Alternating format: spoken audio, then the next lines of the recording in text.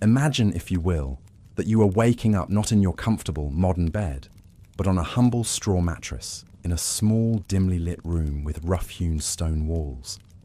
The air is cool and heavy with the sense of wood smoke, earth, and perhaps a hint of livestock.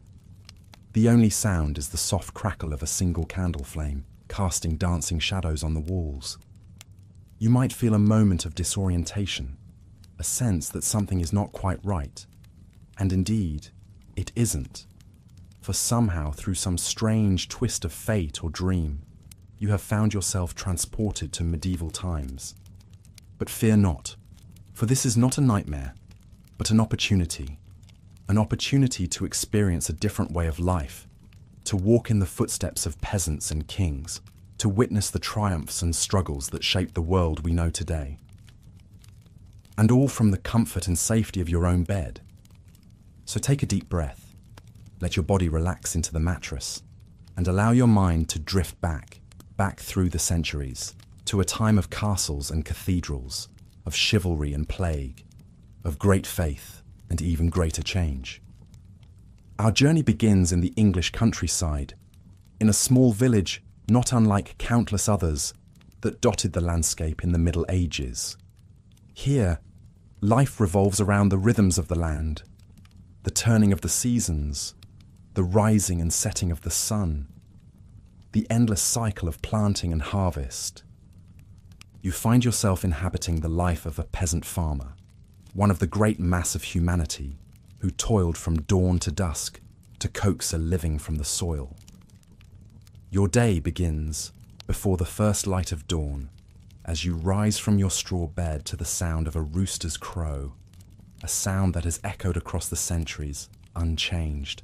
You dress simply in a rough-spun tunic and breeches, perhaps with a woolen cloak to ward off the morning chill. Your first task is to tend to the animals, feeding the chickens that peck around your feet, milking the goat that provides precious sustenance for your family, and perhaps harnessing the great ox that will help you plough the fields. As you go about your morning chores, take a moment to breathe in the sense of this simple, rustic life. The earthy musk of the animals, the sweet sharpness of the hay, the cool dampness of the earth beneath your feet. These are the smells of a life lived close to the land, a life of hard work and simple pleasures. With the animals tended, you return to your small, one-room cottage where your family is beginning to stir. Together, you break your fast on a simple meal of barley porridge and stale bread, washed down with a cup of weak ale. The flavours are plain, but hearty, fuel for the long day of work ahead. As the sun rises over the horizon, painting the sky in shades of pink and gold, you set out for the fields, ready to begin the back-breaking labour that is the lot of the medieval peasant. With your ox and plough, you turn the rich, dark earth, preparing it for the planting of crops, wheat and barley, rye and oats, the staples that will feed you and your family through the long winter months. The work is hard, and the days are long. You feel the sun beating down on your back, the sweat trickling down your face, the ache in your muscles as you push yourself to keep pace with the turning of the plough. But there is also a certain satisfaction in this labour, a sense of purpose and place in the grand scheme of things.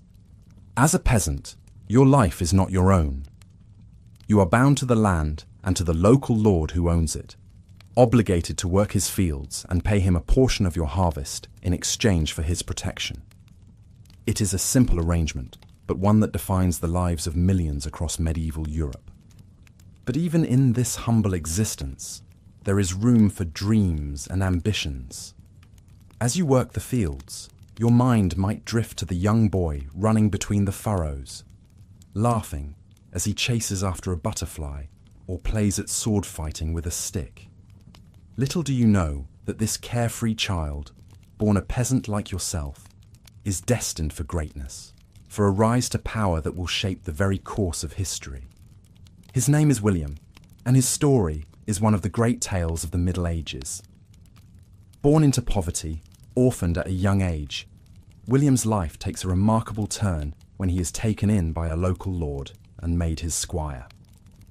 It is a rare opportunity for a peasant boy, a chance to escape the life of toil and servitude that is the fate of most.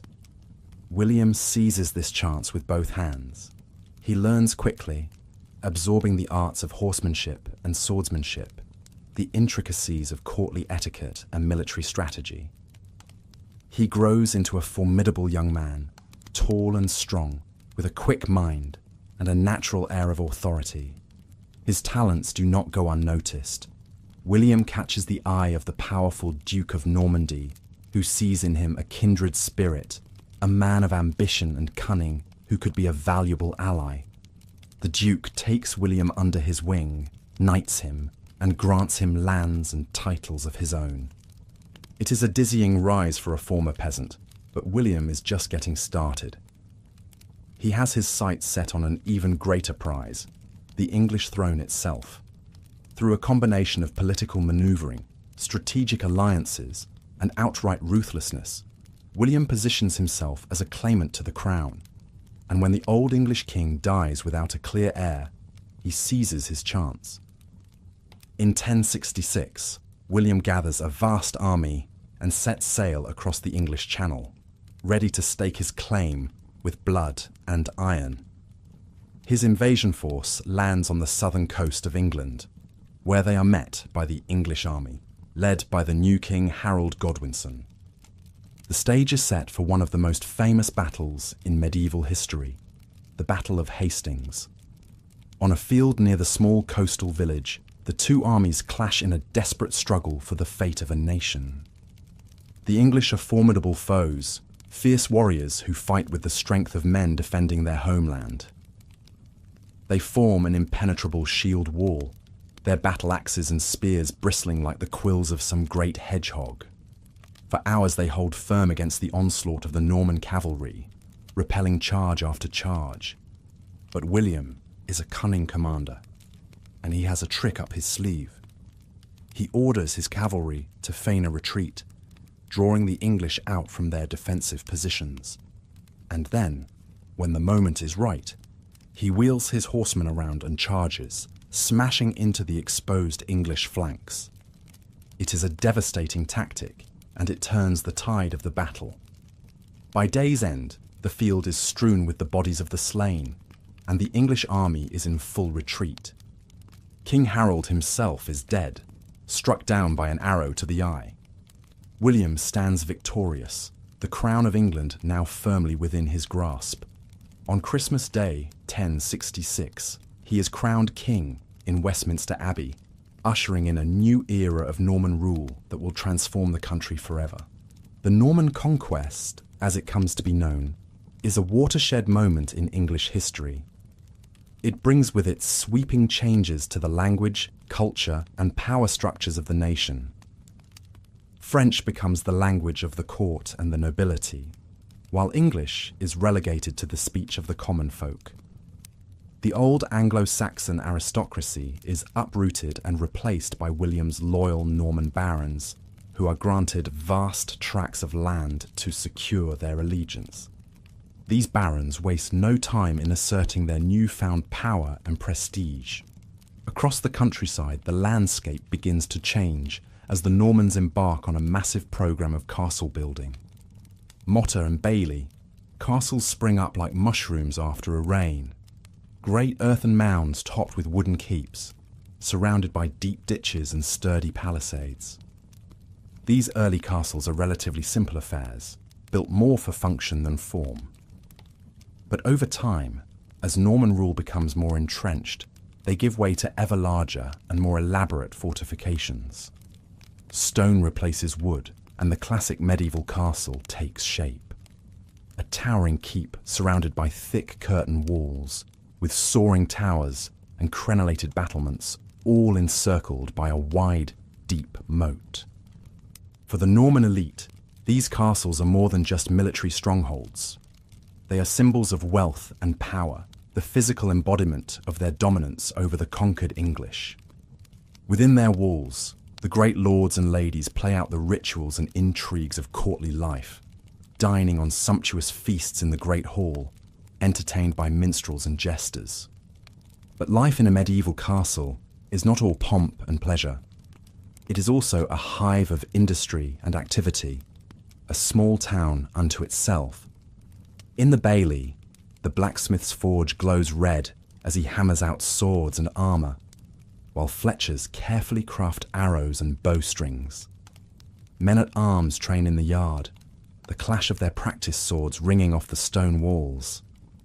And in times of trouble, the castle becomes a refuge, a place of safety for noble and commoner alike. When war or unrest threatens, the drawbridge is raised, the portcullis lowered, and the great gates swung shut, sealing the castle and its inhabitants off from the dangers of the outside world. But the castle is not the only bastion of power and authority in the medieval landscape. Equally impressive, and in some ways even more influential, are the great cathedrals and monasteries that dot the countryside, soaring monuments to the might and grandeur of the Catholic Church. In an age where faith is the cornerstone of daily life, the Church wields immense power and influence. It is the guardian of learning and knowledge, the arbiter of morality and justice, the gateway to salvation and eternal life. To be in the good graces of the Church is to be in the good graces of God Himself. The monasteries, in particular, serve as crucial centres of learning and culture. Within their cloistered walls, monks painstakingly copy and illuminate manuscripts, preserving the wisdom of the ancients and the teachings of the Church.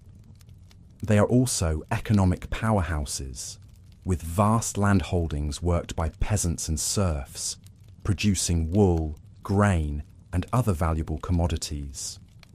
For many, the Church provides the only path to education and social advancement. The sons of nobles and wealthy merchants might be sent to the monasteries to be trained as scholars and clerics, while the daughters are dispatched to convents to be educated in the womanly arts of needlework and household management.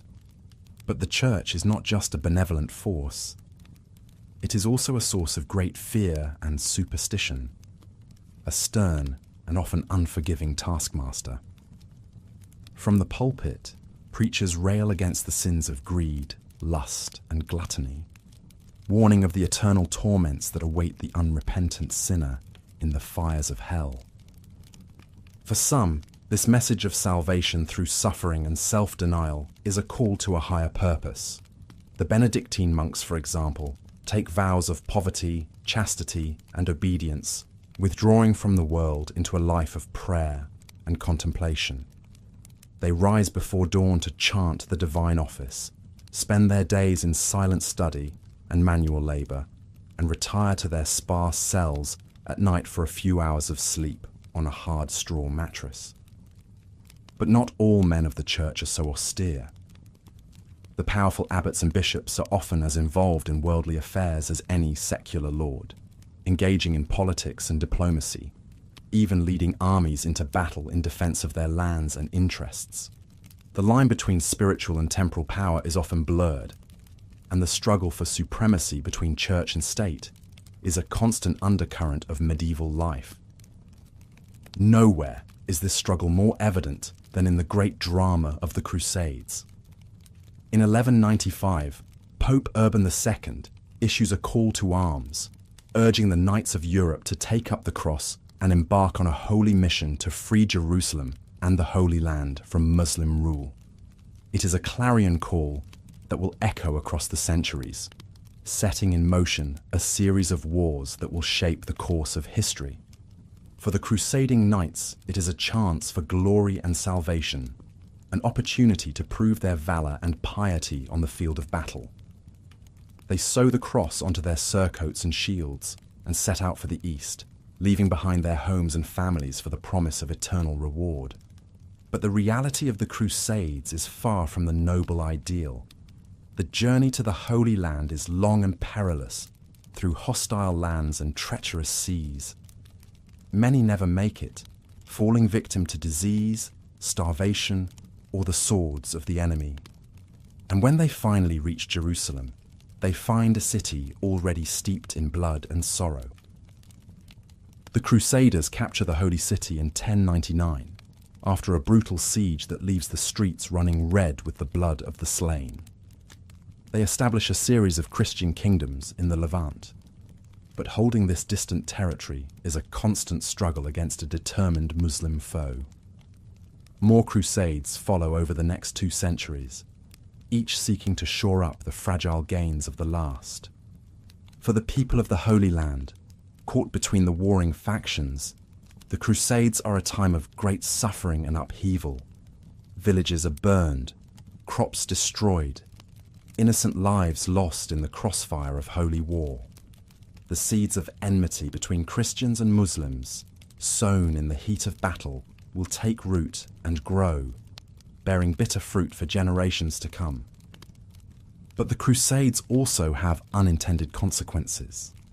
They expose Europeans to the riches and sophistication of the East, to new ideas and ways of thinking that will help to fuel the great intellectual and artistic awakening of the Renaissance. Crusaders return home with spices, silks, and other exotic goods, stoking the fires of trade and commerce. The world, once so vast and mysterious, begins to shrink, the horizons of the possible expanding with each passing year. But for the common folk of Europe, life remains a daily struggle, a constant battle against hunger, disease, and the vagaries of fate. Even as the great tides of history sweep across the continent, the rhythms of peasant life remain largely unchanged, dictated by the turning of the seasons and the demands of the land. Until, that is, the coming of the Black Death. In the 14th century, a new and terrifying threat emerges from the east, a pestilence that will leave no corner of Europe untouched. It starts as a rumour, whispers of a strange sickness that strikes down young and old alike, leaving entire cities choked with the dead. When the plague arrives in 1347, carried on ships from the Crimea, it spreads like wildfire. The disease is borne by fleas on the backs of rats, and it moves with frightening speed, leaping from port to port, town to town, leaving a trail of devastation in its wake. The symptoms are horrific: fever and chills, vomiting and diarrhea, the telltale swollen black buboes that give the pestilence its name. Most who contract the disease die within days, their bodies piled in the streets to be collected by the dead carts that roll through the towns and villages. Panic and despair grip the populace. Some flee to the countryside, hoping to escape the contagion, but the plague follows them, striking down whole families, whole villages. Others turn to superstition and scapegoating, blaming Jews or witches for the calamity. Still others see it as a punishment from God, a divine reckoning for the sins of man. The death toll is staggering. By the time the worst has passed, between 1/3 and 1/2 of Europe's population has perished. Fields lie fallow for want of workers to tend them. Entire towns are abandoned to the rats and the weeds. The social and economic impact is profound and far-reaching. In the aftermath of the plague, labour is suddenly scarce. Peasants, once bound to the land, find themselves in a position to demand better wages and more rights from their lords. The old feudal order begins to crumble, as serfs and freemen alike seek a better life in the towns and cities. But the spectre of the plague is not so easily banished. It will return in waves for centuries to come, a grim reminder of the fragility of life in the face of an indifferent universe. Even as Europe reels from the devastation of the Black Death, another great calamity looms on the horizon. In the rolling fields of France and the muddy pastures of England, 2 great powers are locked in a struggle for supremacy that will consume a generation. The 100 Years' War, as it comes to be known, is a conflict born of dynastic ambition and national pride. It begins as a dispute over the French crown, with England's King Edward III claiming the throne through his mother's line. But it quickly escalates into a bitter struggle for territory and influence as the 2 kingdoms vie for control of the rich lands of Aquitaine and Normandy. The war is marked by great. As the morning sun filters through the narrow window of your cottage, you awaken to the sound of a rooster crowing in the distance. The air is cool and crisp, carrying the scent of woodsmoke and damp earth. You stretch and rise from your straw mattress, your body aching from the previous day's labours in the fields. Life as a medieval peasant is not easy, but it is the only life you have ever known. Your days are ruled by the rhythms of the seasons and the demands of your feudal lord. You are but one small piece in the great hierarchical puzzle of medieval society, bound by duty and tradition. You splash some cold water on your face from a wooden basin and don a simple woolen tunic and breeches. There is no time to linger. There are animals to feed, crops to tend, and 1,000 other tasks that require your attention. You break your fast with a humble meal of stale bread and weak ale, the staples of the peasant diet. As you step out into the muddy lane that runs through your village, you are greeted by the sights and sounds of daily life in the Middle Ages. The blacksmith's hammer rings out as he toils over his anvil, shaping iron into tools and horseshoes. The baker pulls loaves of bread from his clay oven, their aroma wafting through the crisp morning air. Children dart between the timber-framed houses, laughing and playing with crude wooden toys. At the centre of the village stands the small stone church, its bell tolling to mark the hours of prayer. The church is the heart of village life, providing not only spiritual guidance, but also serving as a place of sanctuary and community gathering. The local priest is one of the few literate people in the village, and he serves as a conduit to the wider world beyond the manor. Beyond the village lie the strip fields, where you and your fellow peasants toil to raise crops for your own sustenance and to pay your rents and tithes to your lord. The work is backbreaking and never-ending, but there is a certain satisfaction in coaxing life from the soil and watching the crops grow tall and strong under the summer sun. As you work, you might exchange news and gossip with your fellow labourers. Talk of the weather, the health of the livestock, the latest proclamations from the Lord's manor house. In a world where most people live and die within a few miles of their birthplace, even small tidbits of information from beyond the village are precious. Life is hard, but it is not without its small joys and comforts. In the evenings, you might gather with your family and friends around the hearth, telling stories and singing songs handed down through generations. On holy days and festivals, there is music and dancing, a chance to set aside the daily toil and celebrate the turning of the seasons. But even as you go about your daily routines, you cannot escape the reminders of the rigid social order that structures medieval life.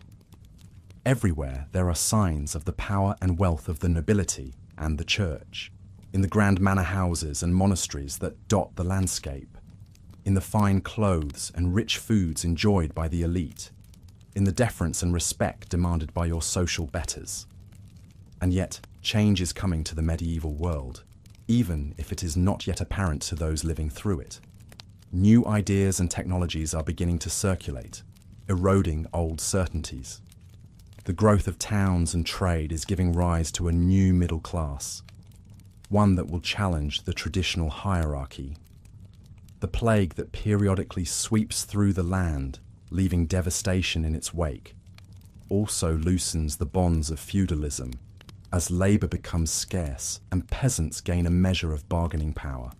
But for now, as you toil in the fields and live out your life in the small world of your village, the medieval order remains intact.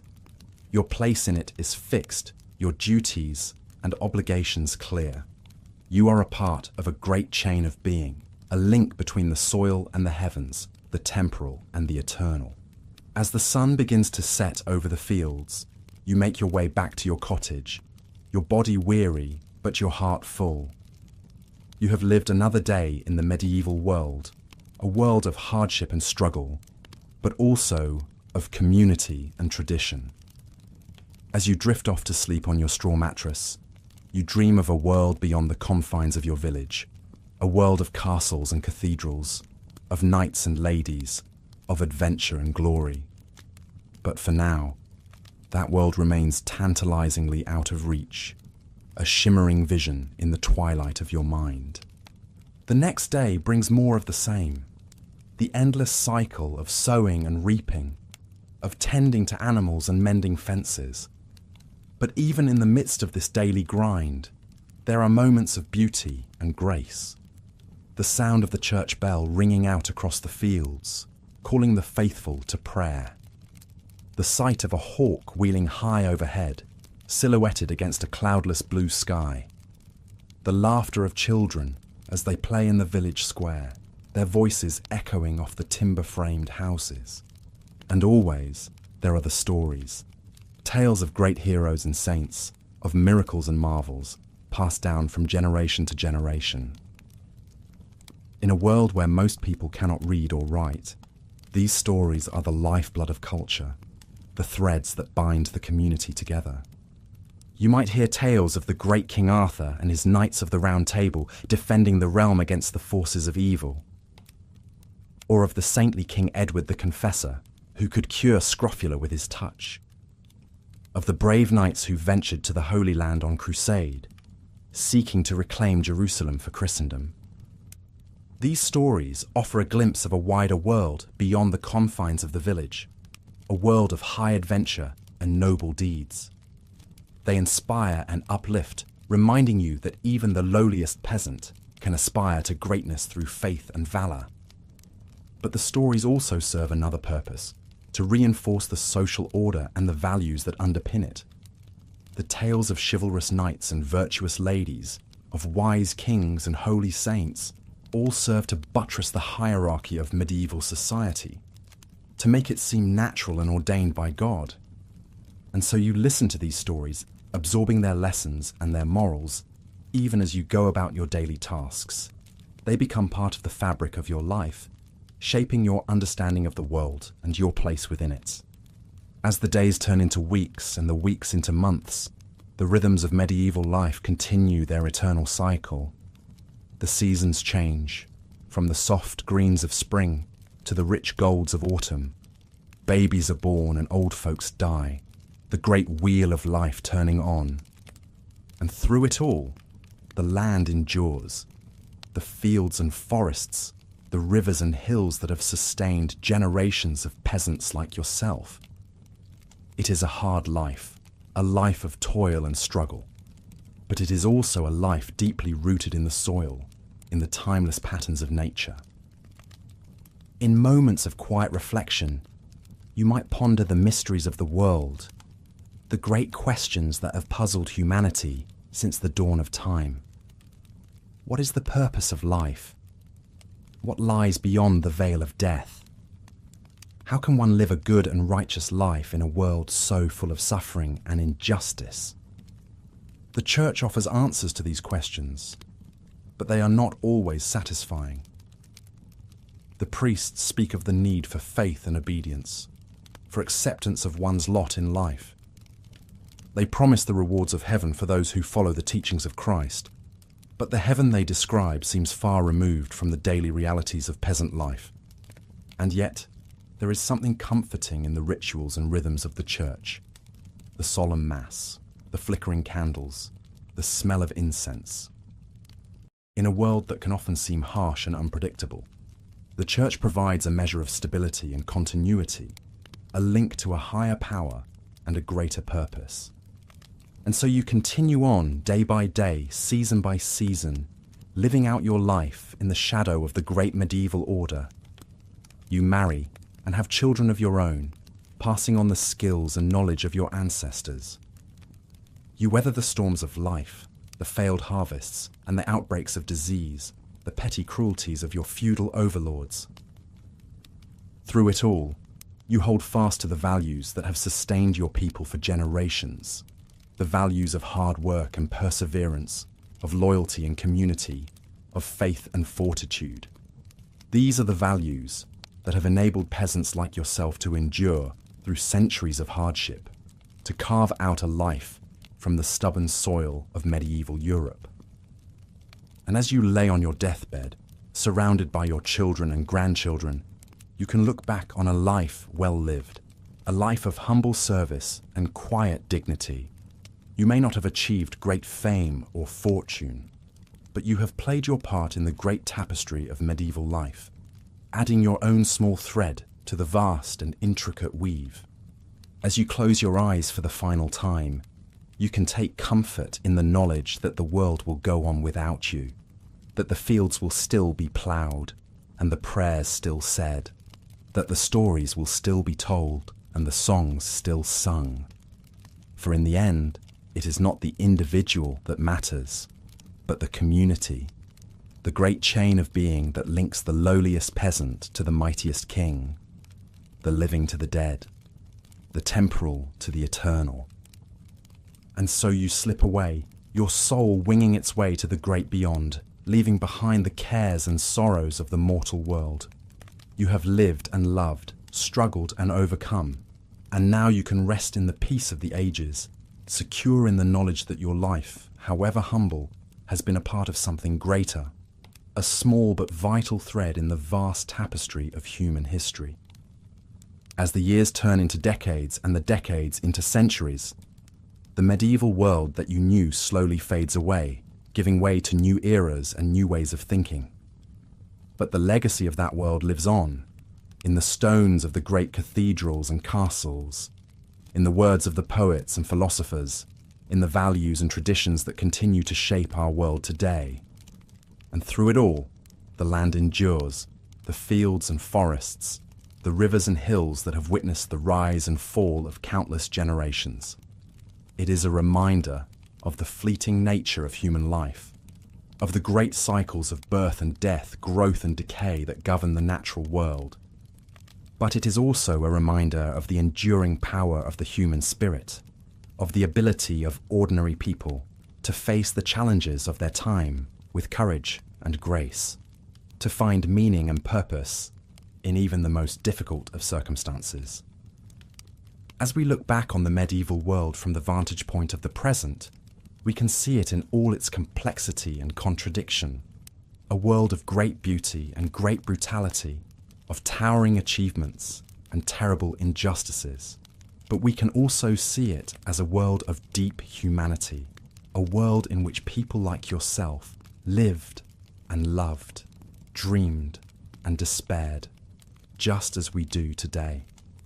And so, as you drift off to sleep, let your mind wander back to that distant time and place, to the fields and villages of medieval Europe. Let yourself imagine the lives of the peasants and the nobles, the priests and the artisans, all playing their parts in the great drama of human history. And as you do so, take comfort in the knowledge that your own life, however small and insignificant it may seem, is also a part of that great story, a thread in the tapestry of human experience that stretches back to the dawn of time and forward into the unknown future. For in the end, that is the great lesson of the medieval world, that each of us, no matter our station or circumstances, has a role to play in the unfolding of history, that each of us is called to live our lives with purpose and meaning, to strive for something greater than ourselves. And so, as you slip into the realm of dreams, let the wisdom of the ages guide your path. Let the echoes of the past whisper in your ear, and know that, even in the darkest of times, there is always hope, always the possibility of a brighter tomorrow. Good night, dear listener, and may your dreams be filled with the wonders of the medieval world, with the courage and resilience of the human spirit that has endured through the centuries. May you wake refreshed and renewed, ready to face the challenges of your own time, with the same grace and fortitude as those who came before you. And may you always remember that, no matter how small and insignificant you may feel, you are a part of something greater, a link in the great chain of being that connects us all, across the ages and across the world. Sleep well, and may the blessings of the medieval world be with you always. The story of the rise of King William is a testament to the fluid nature of social mobility in the medieval era, even amidst the rigid hierarchy of the feudal system. Born a peasant, William's life took a dramatic turn when he came under the tutelage of a local lord who recognized his potential and brought him into his household as a squire. Under the lord's guidance, William learned the arts of war and statecraft, honing his skills in horsemanship, swordsmanship, and leadership. His natural abilities and quick wit caught the eye of the powerful Duke of Normandy, who eventually took William into his own service and knighted him. William's rise through the ranks of the Norman aristocracy was meteoric. He quickly became one of the Duke's most trusted advisors, displaying a keen political acumen and a ruthless determination to succeed. When the old Duke died without a clear heir, William saw his chance to seize power. Through a combination of diplomacy, bribery, and sheer force of will, William outmaneuvered his rivals and secured the support of key Norman nobles. He was crowned Duke of Normandy in 1035, at the age of just 20. But William's ambitions did not stop there. He had long believed that he had a claim to the English throne through his distant relation to the childless King Edward the Confessor. When Edward died in 1066, William saw his opportunity to make that claim a reality.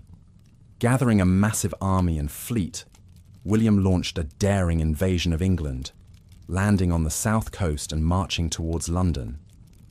His path was blocked by the English king Harold Godwinson, who had himself only recently taken the throne. The two armies met at the Battle of Hastings, a pivotal moment in English history. The battle was long and bloody, with the English fighting bravely but ultimately falling to the superior Norman cavalry and archers. King Harold was killed, reputedly by an arrow through the eye, and the English resistance crumbled. William's victory at Hastings marked the beginning of a new era in English history. He was crowned King of England in Westminster Abbey on Christmas Day, 1066, taking the name William the Conqueror. As king, William set about consolidating his power and reshaping English society in the Norman mould.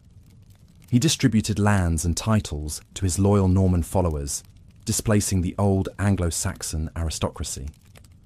He commissioned a great survey of the kingdom, known as the Domesday Book, to assess its wealth and resources. And he began a massive program of castle building to secure his rule and subdue any potential resistance. But William's reign was not without its challenges. He faced repeated uprisings from disaffected English nobles, as well as incursions from the Scots and the Welsh. He struggled to balance the competing demands of his Norman and English subjects, and to integrate the two cultures into a cohesive whole. Through it all, however, William remained a formidable and effective ruler, known for his military prowess, his political cunning, and his fierce determination. He left a lasting legacy on English history, transforming the country's language, laws, and institutions, and setting the stage for centuries of Norman rule. The story of William the Conqueror is a reminder of the complex interplay of individual agency and historical forces that shaped the medieval world. It is a tale of ambition and conquest, of the rise of a lowly peasant to the heights of power and influence. But it is also a tale of the great tides of history, of the clash of cultures and the forging of new identities, of the enduring impact that one life can have on the course of human events. And so, as you drift off to sleep, let your mind linger on the image of William, the peasant turned king, riding at the head of his Norman host, his banner flying high above the fields of England. Let his story be a reminder of the potential for greatness that lies within each of us, no matter our humble beginnings, and of the power of the human will to shape the world around us. Good night, and may the spirit of William the Conqueror guide your dreams and inspire you to seize your own destiny with the same courage and determination that he showed on the battlefields of medieval Europe. May you wake with a renewed sense of purpose and possibility, ready to make your own mark on the great tapestry of human history. Sleep well, and may the blessings of the medieval world be with you always. The Renaissance is dawning as you lay your weary head down to sleep. The medieval world is beginning to stir with new ideas, new possibilities. But for most, daily life remains a familiar routine of toil and simple pleasures. You're a craftsman in a bustling town, rising with the sun to begin your work. The streets are already alive with activity as you make your way to your workshop. Bakers pull steaming loaves from their ovens, the aroma of fresh bread mingling with the stench of the open sewers. Hawkers cry their wares: fresh fish, ripe cheeses, newly dyed cloth in vibrant hues. In your workshop you set to your task, skillfully carving wood or shaping metal. Perhaps you're a carpenter, crafting sturdy furniture and the beams for the new houses springing up as the town grows. Or maybe a blacksmith, your forge breathing heat as you hammer out tools, horseshoes, and the occasional sword or breastplate for the local lord's men-at-arms. Your craft is your livelihood and your pride. You learned it from your father, as he did from his, skills passed down through generations. Your pieces are sought after in the town market and beyond. Merchants carry them to far-off cities and even abroad. A fine table you made graces the hall of the local manor. As you work, the town life swirls around you. The ringing of church bells marks the hours of prayer. A procession of monks passes by, chanting in Latin. In the town square, a jester entertains a crowd with bawdy jokes and sleight of hand, his motley costume a splash of colour against the half-timbered houses. Occasionally, excitement ripples through the town. A travelling merchant arrives, his wagons laden with exotic spices, gleaming silks, strange mechanical devices. He brings news, too, of wars in foreign lands, of the latest fashions in the royal court, of a new kind of learning stirring in the universities. Some of these new ideas trickle down to your workshop. A learned client requests a classical motif carved into his bookcase.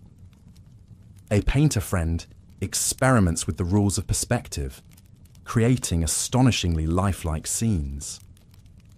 A well-travelled merchant describes the water-driven machines he saw in the Arab lands, sparking your imagination. But for the most part, your concerns are more immediate. Will you finish the big order in time for the fair? Will your son prove as adept at the craft as you hope? Will the coin you earn be enough to put meat on the table and wood in the fire? The rhythms of your days are guided by the demands of your trade and the needs of your family. In the evenings, you gather in the town tavern, trading stories and news with your fellow craftsmen over a mug of ale.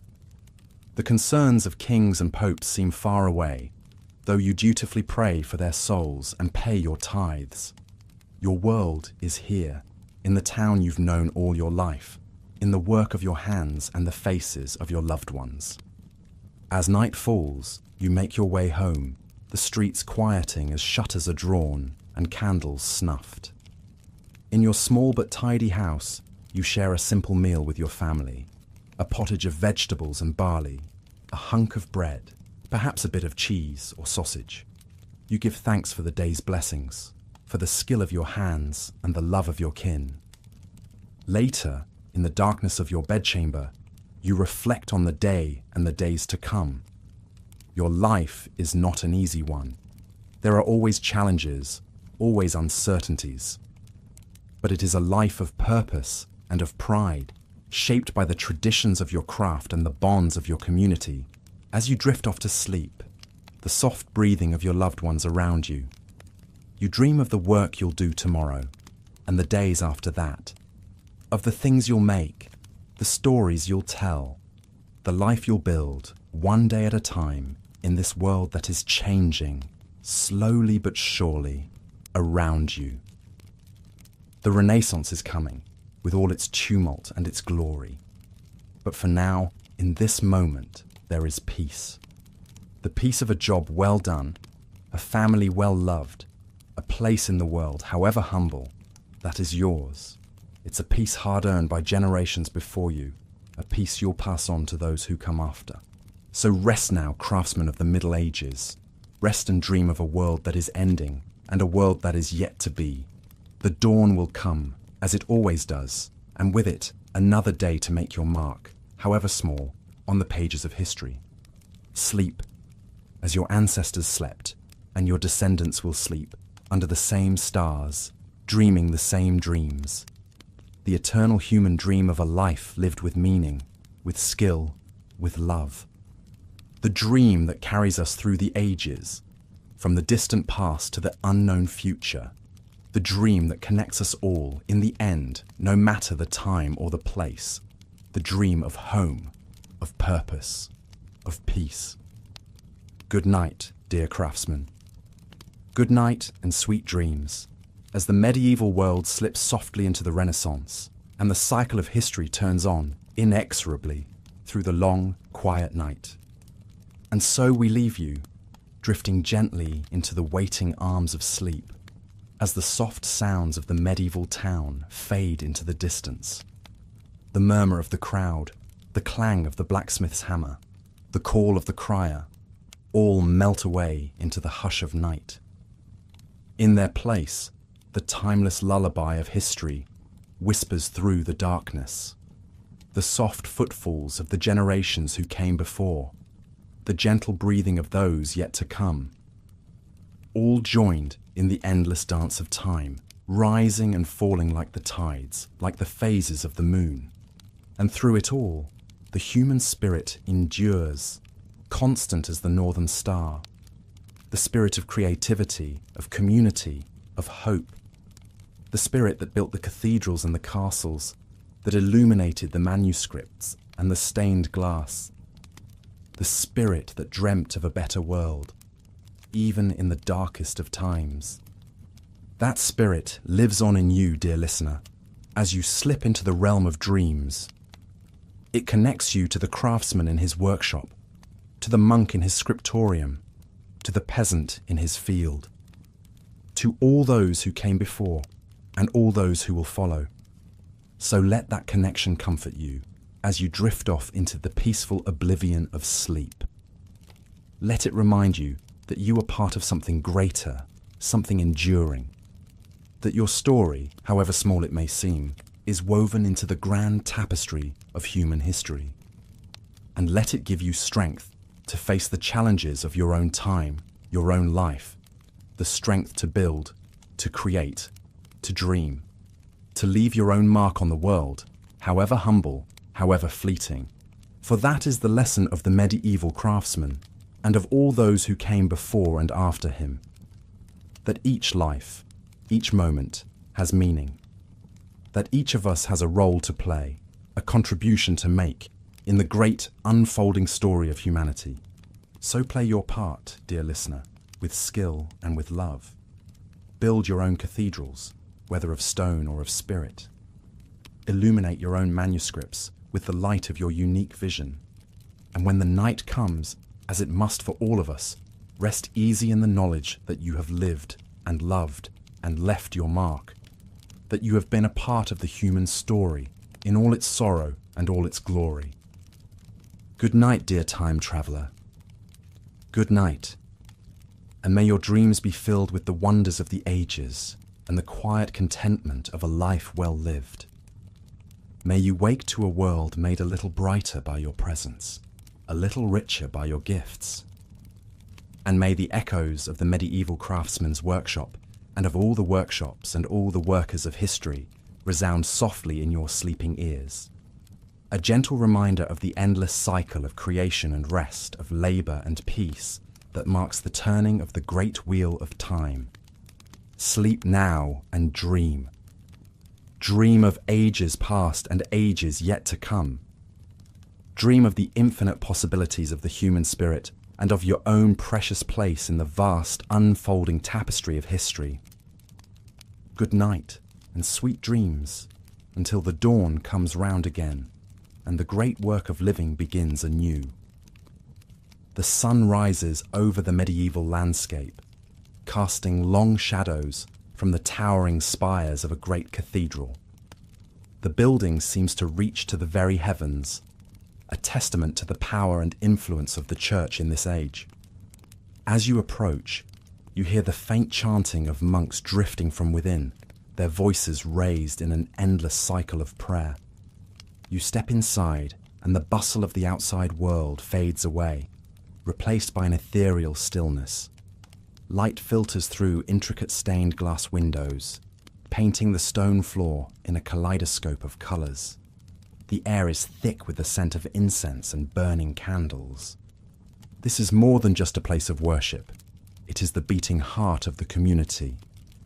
The cathedral serves not only as a spiritual centre, but also as a place of learning, charity, and even commerce.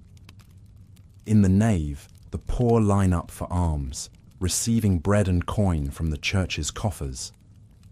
In the cloisters, young scholars pore over precious manuscripts, absorbing the wisdom of the ancients. But the church's influence extends far beyond these walls. In this age, the line between secular and sacred power is blurred. Bishops and abbots wield enormous influence, often serving as advisors to kings and lords. They hold vast tracts of land, overseeing farms and villages. Some even lead armies into battle, the cross emblazoned on their shields. The church is the guardian of knowledge and learning. In the scriptoria of monasteries across Europe, monks labour to copy and illuminate manuscripts, preserving the works of classical authors and church fathers. These are the seeds of the Renaissance, waiting to sprout. But the church is also a source of fear and superstition. From the pulpit, preachers rail against sin and heresy, threatening eternal damnation for those who stray. The Inquisition hunts down anyone suspected of deviating from church doctrine. In an age of plague and war, the promise of salvation is a powerful tool. As you wander deeper into the cathedral, you come upon a small side chapel. Inside, a lone monk kneels in prayer, his robes dusty from the road. This is Francis of Assisi, a man who will come to embody a new ideal of Christian devotion. Born into a wealthy Italian family, Francis enjoyed a life of privilege and pleasure in his youth. But a series of encounters with beggars and lepers led to a spiritual awakening. He renounced his worldly goods and took a vow of poverty, dedicating himself to a life of simplicity and service. Francis preached a gospel of love and compassion, seeing the divine in all of creation. He tamed a wolf that was terrorizing a village, seeing it as a brother. He composed hymns to the sun and moon, praising them as God's handiwork. His example inspired thousands to follow him, forming a new religious order, the Franciscans. They wandered the countryside, preaching to the poor and tending to the sick. They embodied a new model of spirituality, one based on humility, charity, and a direct connection to God. Francis's legacy would endure long after his death. His simple piety and love of nature would influence figures as diverse as Dante and Gandhi. In a time of religious schism and corruption, he offered a path back to the original message of Christianity. As you watch Francis pray, lost in silent contemplation, you feel a sense of peace wash over you. In a world of constant struggle and upheaval, his message of compassion and humility feels like a beacon of hope. But the tranquility of the moment is shattered by a sudden commotion outside. Shouts and the clatter of hooves fill the air. You rush to the cathedral door to see a breathless messenger stumble in, his face ashen. "The king is dead!" he cries. "Long live the king!" The old monarch has passed, and a new one must take his place. In the coming days, lords and bishops will gather to pay homage and swear fealty. But in the shadows, others plot and scheme, seeing opportunity in the transition of power. The great wheel of medieval life turns on birth and death, war and peace, following the eternal rhythms of the seasons. As you step back out into the sunlight, you feel the weight of centuries pressing down upon you, the countless lives that have come before, each leaving their mark on the tapestry of history. The road stretches out before you, winding through fields and forests, towards castles and keeps, villages and towns. There are more stories waiting to be told, more faces to meet, merchants and minstrels, knights and knaves, all playing their part in the grand drama of the Middle Ages. But for now, you feel the pull of sleep, the dream of the past fading into the soft warmth of your bed, the sounds of the medieval world, the tolling of church bells, the clang of the blacksmith's hammer, the laughter of children at play, all merge and melt into a soothing ambient hum. As you drift off, the faces of history swirl through your mind. William the Conqueror on his warhorse, Francis of Assisi surrounded by birds, Joan of Arc in her shining armour. They are all part of the rich tapestry of the human story, the never-ending quest for meaning and connection in an uncertain world. And while their world may be long gone, lost to the mists of time, their stories endure, whispering to us across the centuries. In our dreams, we walk beside them, sharing in their triumphs and their struggles, their joys and their sorrows. So let us dream together, you and I, wandering the winding paths of the medieval world.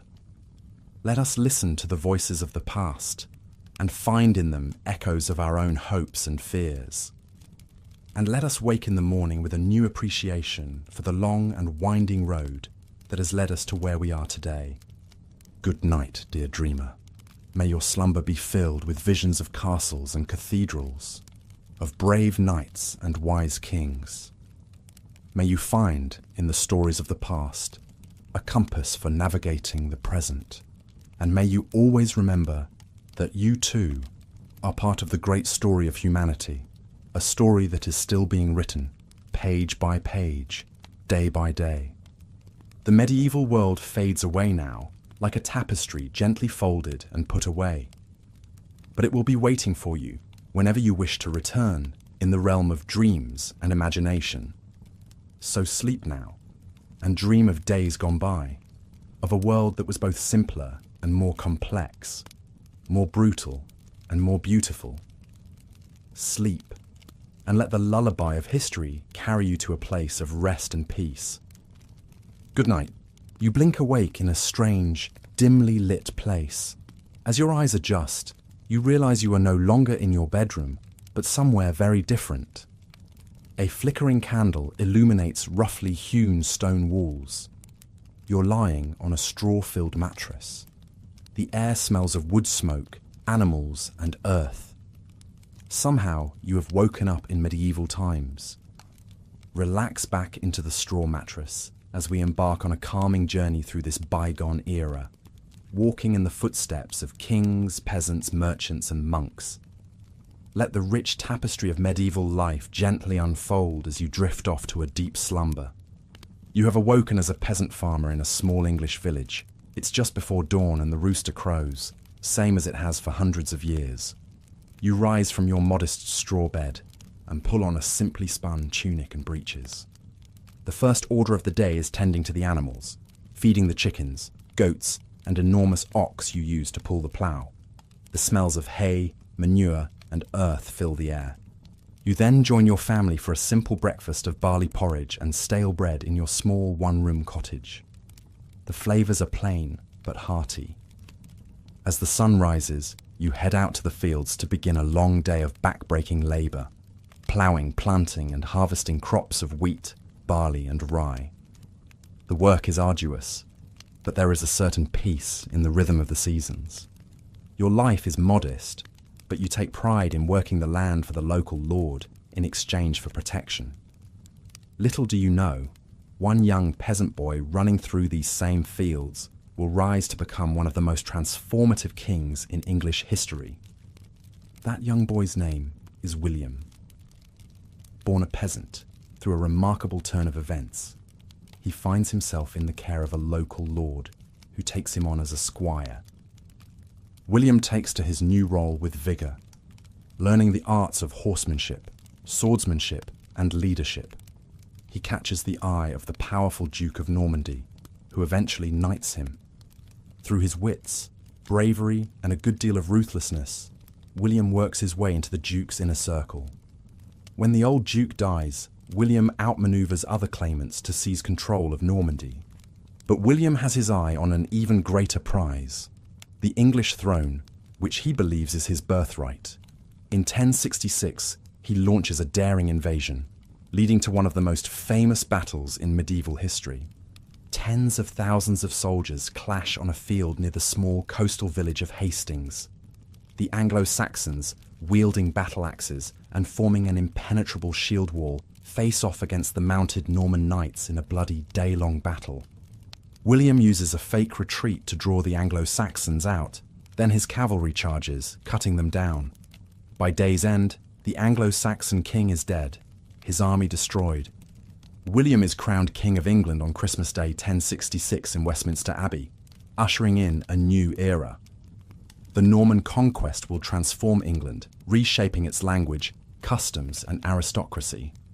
French becomes the language of the court. William distributes lands to his loyal Norman barons, uprooting the Anglo-Saxon power structures. These barons build grand castles across the countryside, asserting Norman power. After William's conquest, castle building explodes across England as the new Norman elite solidify their rule. Motte and Bailey castles spring up, earthen mounds topped with wooden keeps, surrounded by ditches and palisades. Over centuries, these wooden structures give way to ever larger, more elaborate stone fortresses, the classic medieval castles of storybooks, with soaring towers, crenellated battlements, moats and drawbridges. Inside their thick stone walls, the great lords and ladies play out the dramas and intrigues of courtly life. Alliances are forged and broken over sumptuous feasts in the great hall. Minstrels and jesters entertain, while the lords plot wars and jockey for royal favour. Down in the bailey, a blacksmith hammers out swords and armour. Fletchers make arrows, and men-at-arms train for battle, the sounds of clashing steel echoing off the walls.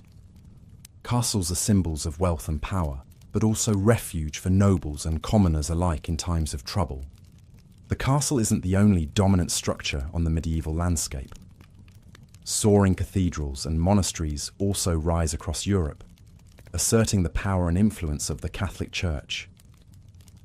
Monasteries serve as centres of learning, where monks painstakingly copy and illuminate manuscripts, preserving classical knowledge. They are also economic powerhouses, with vast land holdings worked by peasants. For many, the church provides education, charity, and the promise of eternal salvation, but it also instills the fear of sin and damnation. Preachers rail against greed, lust, and gluttony. Some, like the Benedictine monks, withdraw from the world into a life of prayer, chastity, and poverty. Others, like the powerful abbots and bishops, engage in worldly politics and even lead armies into battle. The line between secular and sacred power is blurry. Kings and popes vie for supremacy. Holy wars are launched to reclaim Jerusalem. In 1095, Pope Urban II calls on the Knights of Europe to embark on a holy mission, to free Jerusalem and the Holy Land from Muslim rule. Thousands take up the cross, sewing it onto their garments as a sign of devotion. The Crusaders capture Jerusalem in 1099 in a bloody struggle, establishing Christian kingdoms in the Levant. But holding this distant territory is a constant battle. More crusades follow over the next 2 centuries. For the crusading knights, it's a chance for glory, adventure, and salvation. But it's also a brutal, bloody conflict that sows seeds of religious enmity between Christians and Muslims. The Crusades also expose Europeans to the riches and sophistication of the East. They bring back spices, silks, and new ideas that will help fuel the Renaissance. But for now, life remains a daily struggle for most, even as great change looms on the horizon. Among the crusading knights who journeyed to the Holy Land was a young French noble named Louis. Born into a family of minor nobility, Louis was always a deeply pious child. As a youth, he spent hours in prayer and devotion, much to his father's dismay, who wanted him to focus on the arts of warfare and statesmanship. But when Pope Urban's call for the First Crusade reached their castle, Louis knew his destiny had arrived. Against his father's wishes, he took the cross and set out for Jerusalem, leaving behind his young wife and infant son. The journey was long and perilous. Louis saw many of his fellow knights succumb to disease, starvation, and the swords of the Seljuk Turks. But his faith never wavered. He believed utterly in the righteousness of their cause. When the Crusaders finally reached Jerusalem and breached its walls, Louis was among the first to enter the city. The slaughter that followed was terrible, with the Crusaders killing thousands of Muslim and Jewish inhabitants. Louis himself took no part in the bloodshed, instead falling to his knees in prayer at the Church of the Holy Sepulchre. With Jerusalem secured, Louis resolved to stay and defend the newly established Kingdom of Jerusalem.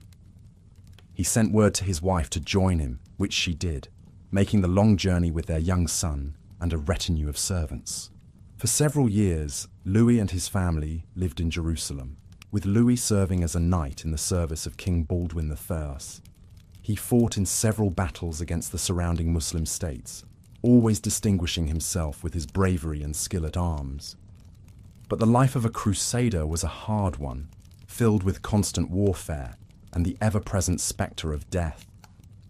Louis saw many of his comrades fall in battle or succumb to the harsh conditions. His own wife fell ill and died, leaving him to care for their son alone. As the years wore on, Louis began to question the very nature of the Crusades. He had come to the Holy Land to defend Christianity, but the constant violence and bloodshed seemed antithetical to the teachings of Christ. He saw the way the Crusaders treated the local Muslim and Jewish populations, and it troubled his conscience. In 1120, after nearly 2 decades in the Holy Land, Louis made the difficult decision to return to France. He left his son, now a young man, to continue serving in the Crusader states and began the long journey home. The France that Louis returned to was much changed from the one he had left. In his absence, his father and elder brothers had died, leaving Louis as the unexpected heir to the family lands. He found his domain impoverished and in disarray, with rival nobles encroaching on his territory. But Louis had learned much during his time in the East. He applied the skills of leadership and diplomacy he had honed as a Crusader knight to governing his lands. Slowly but surely, he began to restore order and prosperity. He also brought back with him a newfound appreciation for learning and culture. In the Holy Land, he had encountered the rich traditions of Muslim and Byzantine scholarship, and he was determined to bring some of that knowledge back to France. He invited scholars and artisans to his court, establishing a library and a school. He commissioned translations of Arabic and Greek texts into Latin, helping to spur the intellectual revival that would lead to the Renaissance. Louis also worked to improve the lot of the peasants who worked his lands.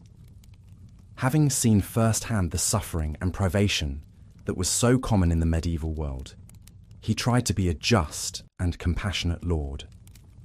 He reduced taxes, improved infrastructure, and established a system of courts to settle disputes fairly. As he grew older, Louis increasingly turned his thoughts to matters of the spirit. The violence and brutality he had witnessed during the Crusades weighed heavily on his mind.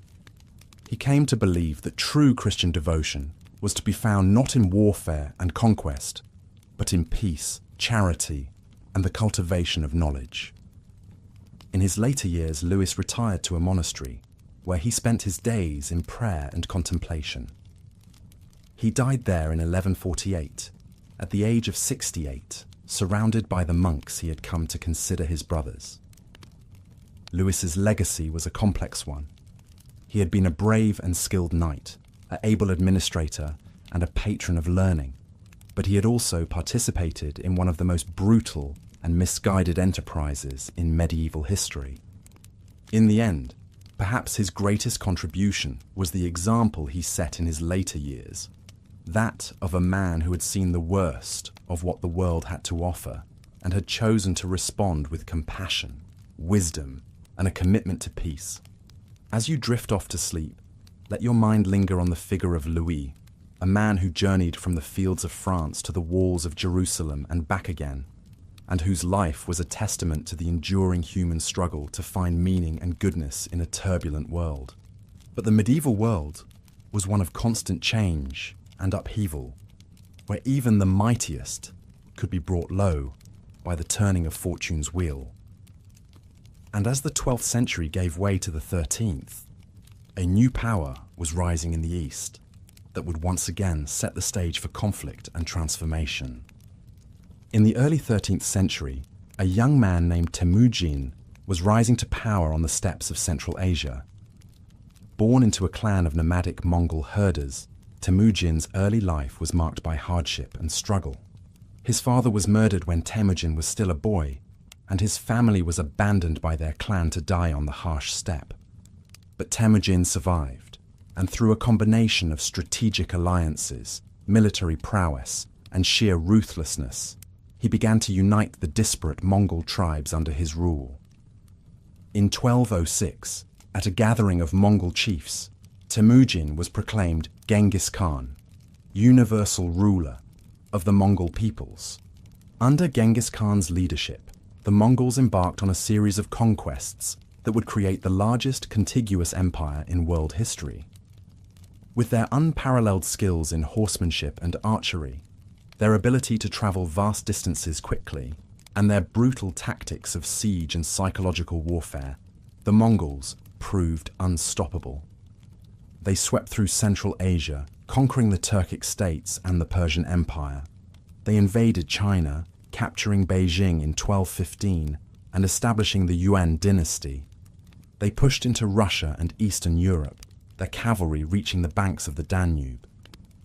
To the people of medieval Europe, the Mongols were a terrifying and alien force, seeming to appear out of nowhere to wreak destruction and slaughter.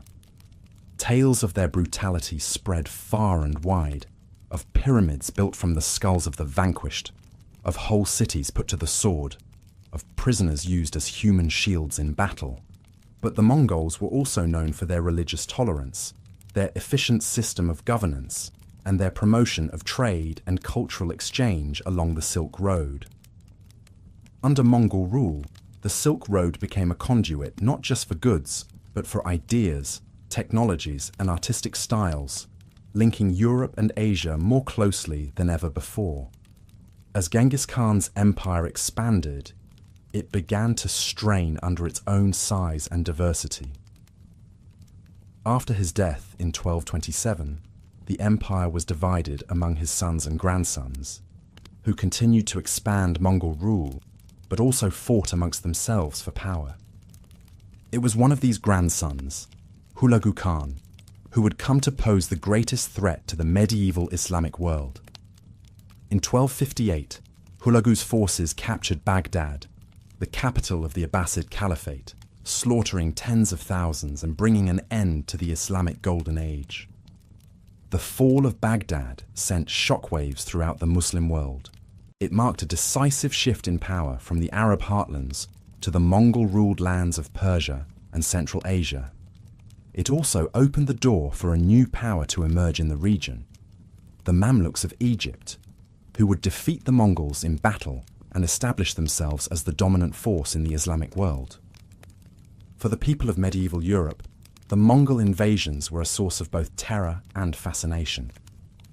The Mongols were seen as a scourge sent by God to punish the sinful, a people of Magog who heralded the end times. But they were also admired for their military prowess and their exotic ways. European envoys, missionaries and merchants ventured to the Mongol court, bringing back tales of the Khan's vast riches, his magnificent palaces, and the strange customs of his people. The Mongols, for their part, showed an interest in European culture and religion, with some Mongol princesses even marrying into European royal families. But the Mongol Empire was ultimately to be a fleeting one. By the 14th century, it had fragmented into competing khanates, which in turn fell to the rising powers of the Russians, the Chinese, and the Ottomans. The legacy of the Mongols, however, would endure. They had shaken the foundations of the medieval world, accelerating the pace of change and exchange across Eurasia. They had shown the power of the steppe peoples to shape the course of history, a power that would be echoed in later centuries by the Timurids, the Ottomans, and the Mughals. And they had left an indelible mark on the European imagination as a symbol of the strange and terrible forces that lurked beyond the edges of the known world. As you drift deeper into sleep, let your mind wander across the vast steppes of Central Asia, where the thunder of hoofbeats and the whistle of arrows once heralded the coming of the Mongol hordes. And remember that even the mightiest of empires are but fleeting things, subject to the inexorable tides of history. For even as the Mongols reshaped the world of the 13th century, other forces were stirring that would define the final centuries of the Middle Ages. Forces of plague and rebirth, of faith and reason, of discovery and transformation. In the 14th century, a devastating pandemic sweeps across Europe, the Black Death. It starts with rumours from the east of a terrible pestilence that leaves piles of dead in its wake. The disease arrives in 1347 on ships from Crimea. It spreads rapidly, carried by fleas on rats. People flee the cities, but the plague follows them. The symptoms are horrific: fever, chills, vomiting, and swollen black buboes. Most die within days. Panic and despair grip the populace. Some blame Jews or witches. Others see it as divine punishment. The death toll is staggering. Between 1/3 to 1/2 of Europe's population perishes. Fields lie fallow. Towns are abandoned. The social and economic impacts are profound. In the aftermath, labour is scarce. Peasants demand better wages and more rights, sowing the seeds for the end of serfdom. The plague will recur in waves for centuries, a grim spectre haunting the medieval world. One of those who lived through the first terrible wave of the Black Death was a young Italian man named Giovanni.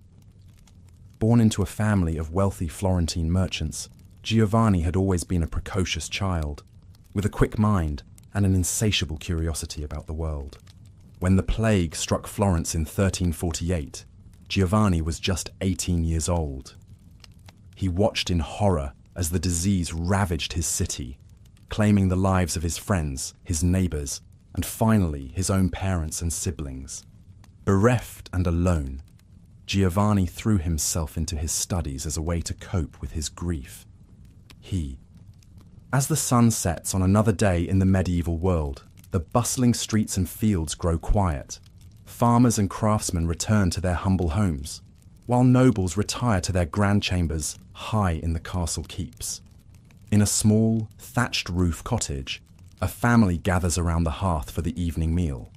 The fire crackles, casting a warm glow over their faces as they break bread and share a simple stew of vegetables and barley. The father, a weathered peasant with calloused hands, says a brief prayer of thanks for the food and for another day of life and health.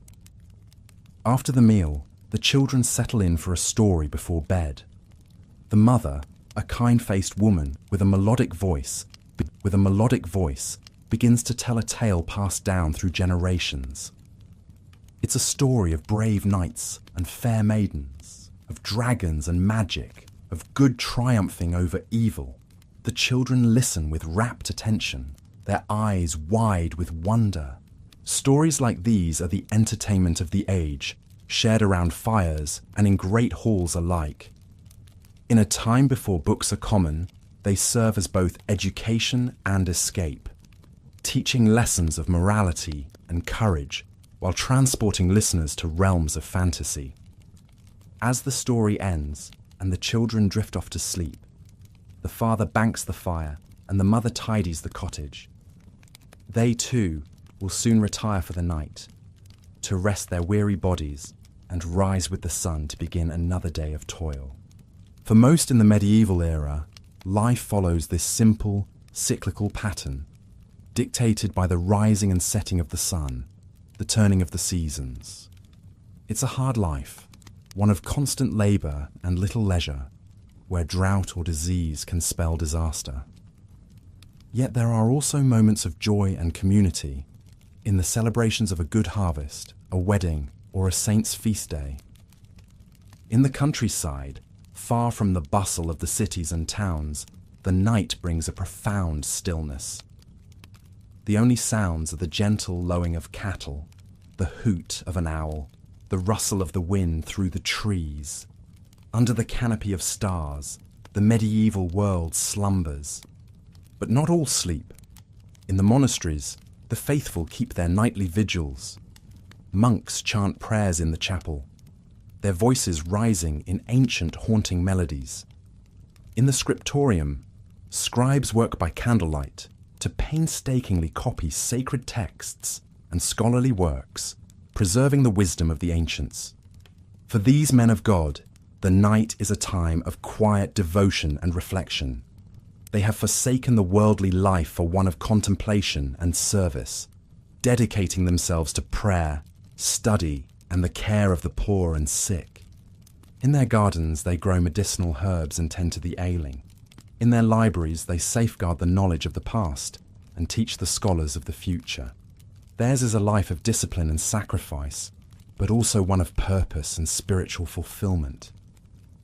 As the night deepens, even the monks retire, leaving the monastery in silence. The candles are extinguished, the books closed.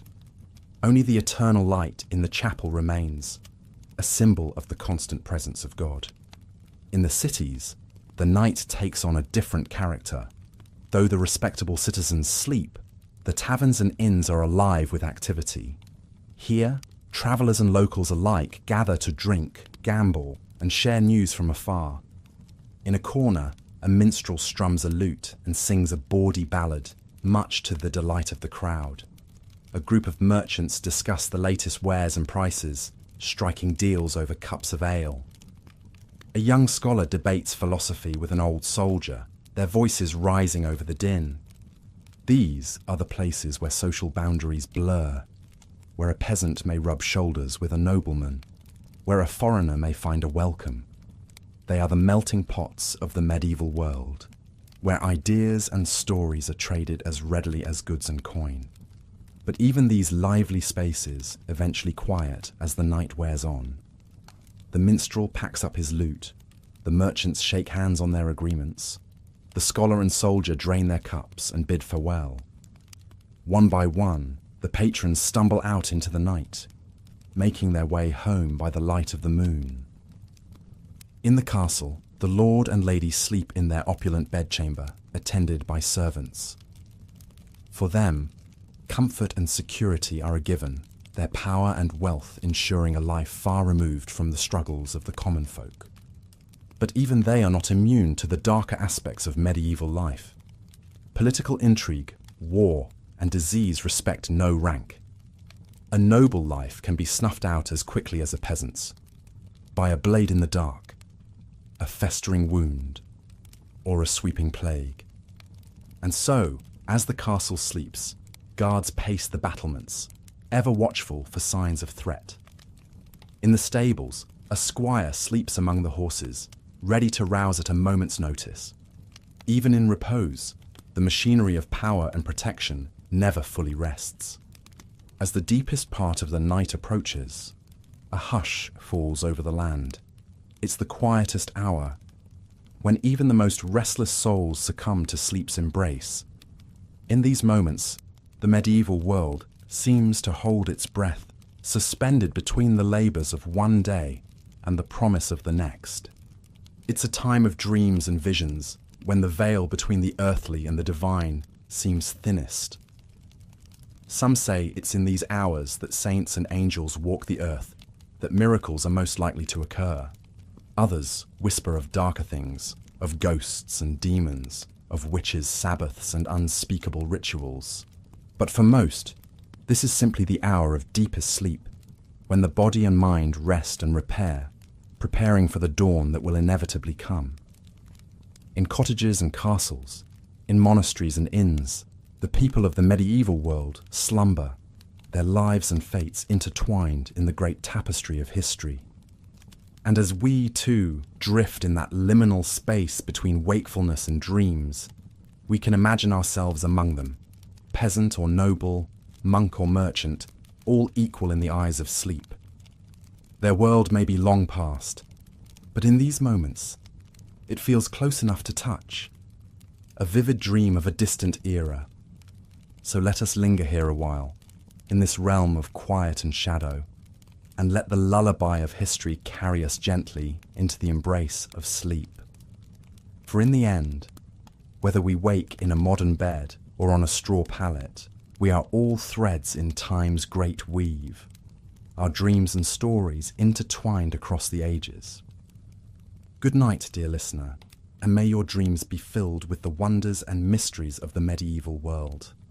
May you find rest and peace in the knowledge that you too are part of the great human story, a story that continues to unfold with each passing night and each breaking dawn.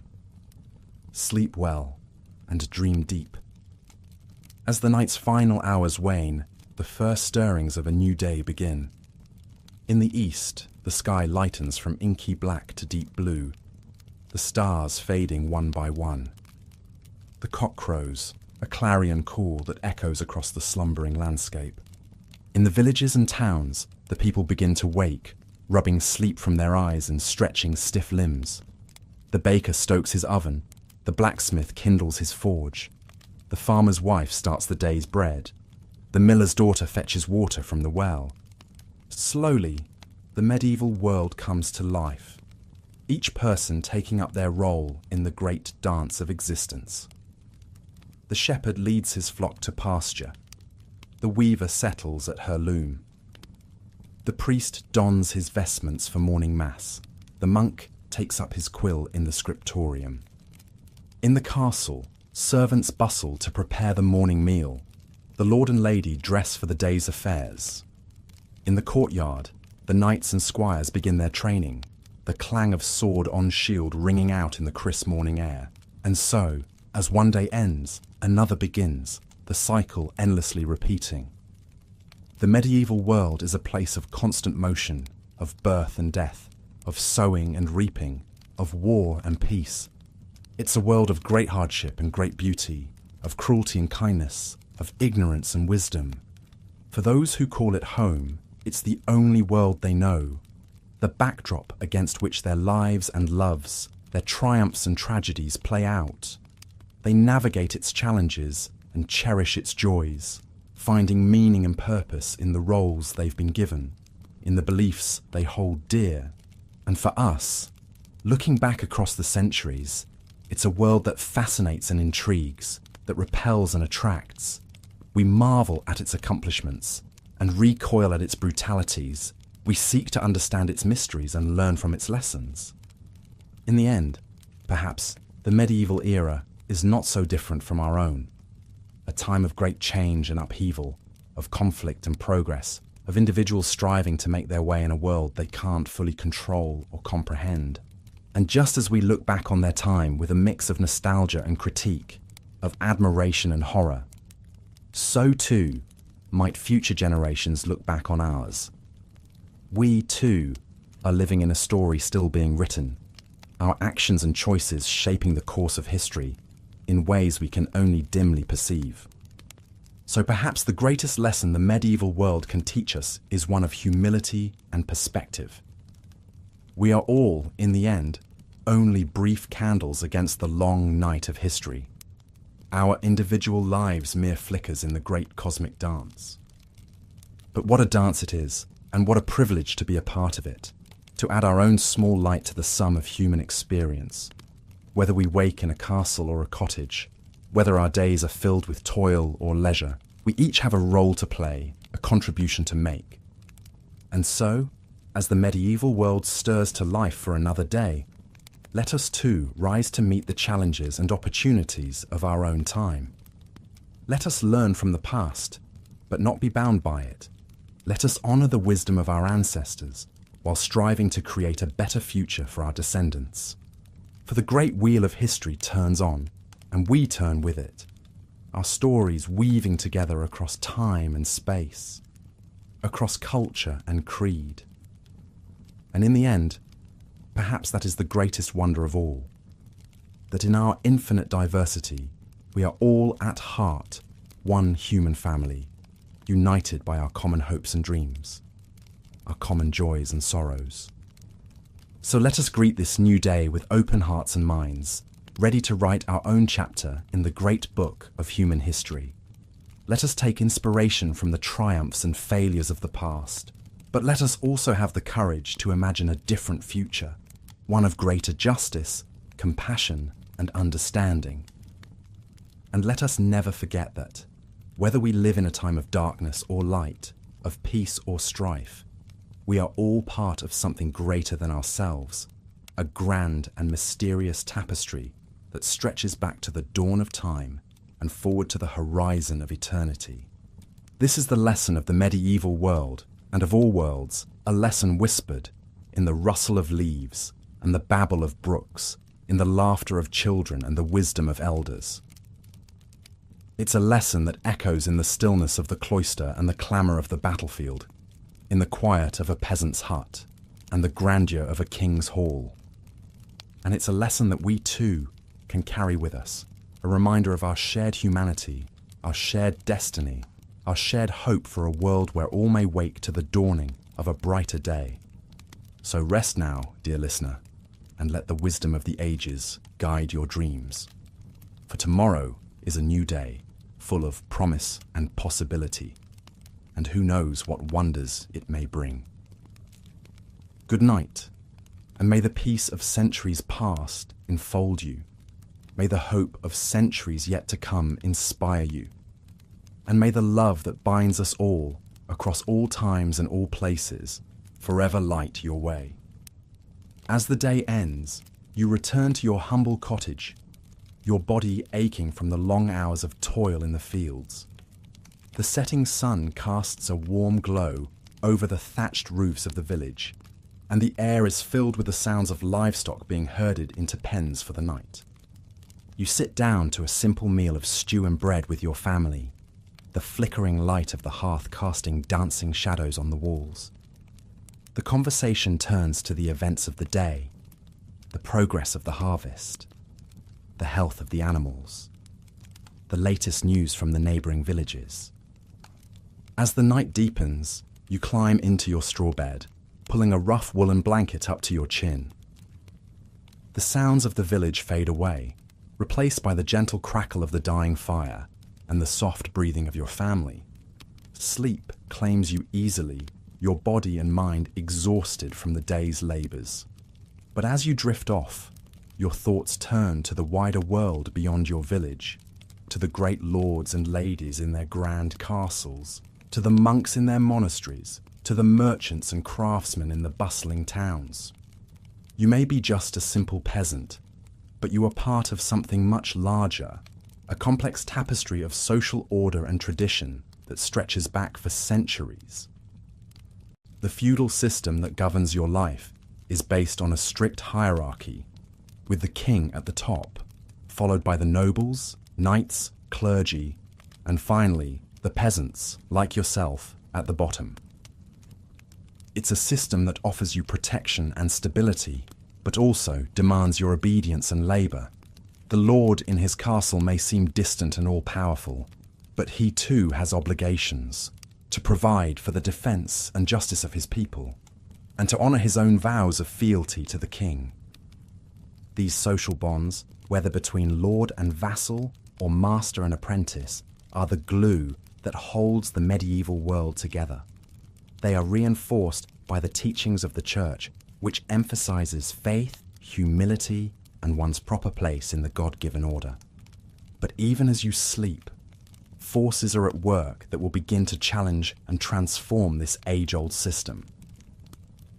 In the towns and cities, a new class is emerging.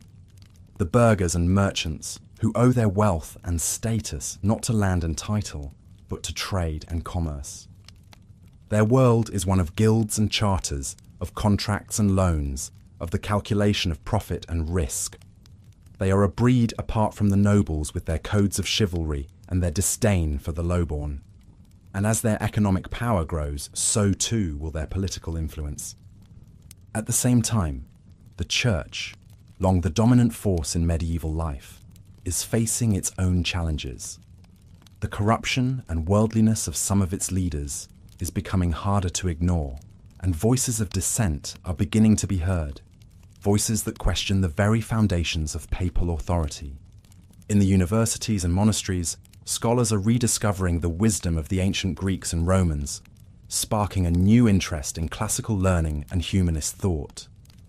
They debate ideas that will come to shape the Renaissance and Reformation, ideas about the nature of man, the role of the individual, and the proper relationship between church and state. And on the horizon, a new power is rising, the power of the nation-state. As kings begin to assert their authority over the nobles and the church, they lay the foundations for the modern concept of sovereignty and centralized rule. But for now, these changes are still in their infancy, and the medieval worldview still holds sway. As you sleep, you are part of a society that is both deeply traditional and slowly evolving, a society that is about to be tested by plague, war, and religious upheaval. In your dreams, perhaps you catch glimpses of this future, of the towering cathedrals and bustling markets of the High Middle Ages, of the bloody battlefields of the 100 Years' War, of the printing presses and explorers' ships that will carry medieval Europe into a new era. But for now, the rhythms of village life go on as they have for generations. The sun will rise again tomorrow, and with it, another day of work and worship, of joy and sorrow, of the timeless cycle of birth, life, and death. As you sink deeper into sleep, let your mind wander through the tapestry of medieval history, from the fall of Rome to the dawn of the Renaissance. Let the stories of kings and commoners, saints and sinners, wash over you like a gentle stream. And know that you too are part of this great human story, a story that is still being written, even as we speak. Your life, your struggles, your triumphs and defeats are woven into the fabric of history, just as surely as those of the greatest lords and ladies. So rest now, and let the medieval world be your lullaby. Let the soft glow of the hearth and the murmur of your family's voices carry you into a deep and dreamless sleep. And may you wake in the morning to face the new day with the same strength and resilience that carried your ancestors through the challenges of their age. For the medieval world may seem distant and strange to us now, but its echoes are still with us, in the very foundations of our society and culture. And as long as we remember and learn from its lessons, it will never truly be lost. So sleep and dream, and know that you are part of a rich and enduring human tapestry, a tapestry that stretches back through the centuries and will continue on long after we are gone. Good night, and may your medieval slumber be filled with peace and wonder. As the night deepens and the village sleeps, let us turn our gaze to another figure who looms large in the medieval imagination: the knight.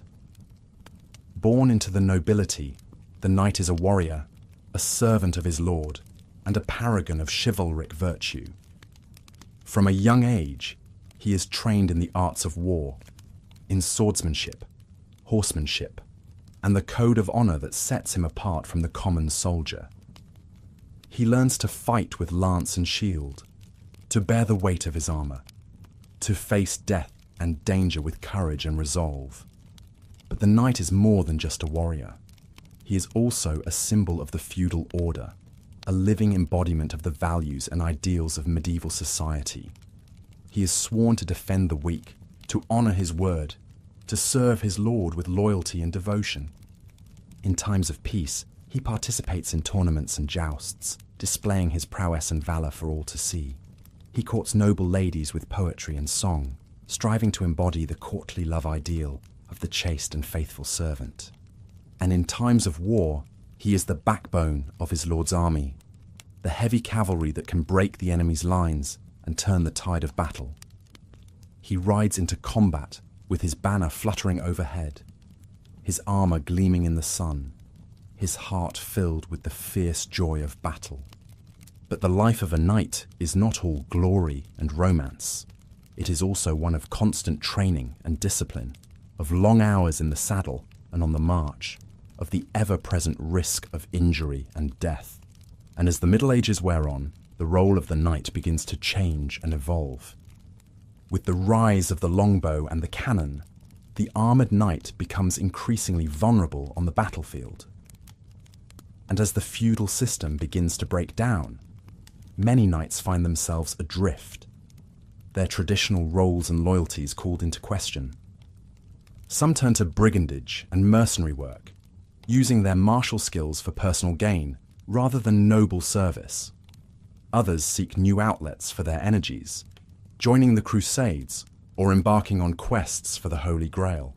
But even as the age of chivalry wanes, the ideal of the knight remains a powerful one, a symbol of courage, honor, and devotion that will inspire poets and dreamers for centuries to come. And so, as you drift off to sleep, let your mind wander to the tawny fields and castles of the knights, to the clashing of swords and the flutter of banners in the breeze. Let their stories of valor and sacrifice, of love and loss, be your guide and your comfort in the darkness of the night. For in the end, the medieval world is a world of stories, stories of kings and queens, of saints and sinners, of the great and the small. And it is through these stories that we come to understand and appreciate the richness and complexity of this long-ago era. So let the tales of the knights be part of your own story, part of the great tapestry of human history that unites us all. And as you sleep, know that you are part of something much larger than yourself, a world of wonder and mystery, of faith and fear, of the eternal struggle between light and darkness. Good night, and may your dreams be filled with the colours and textures of the medieval world, the glint of armour in the sun, the whisper of wind through the trees, the soft glow of candlelight in a castle window. For it is in our dreams that the past comes alive again, and we are all part of its enduring legacy. As you slip deeper into your medieval slumber, let us turn our attention to another figure who casts a long shadow over this age, the monk, clad in simple robes and bound by vows of poverty, chastity, and obedience.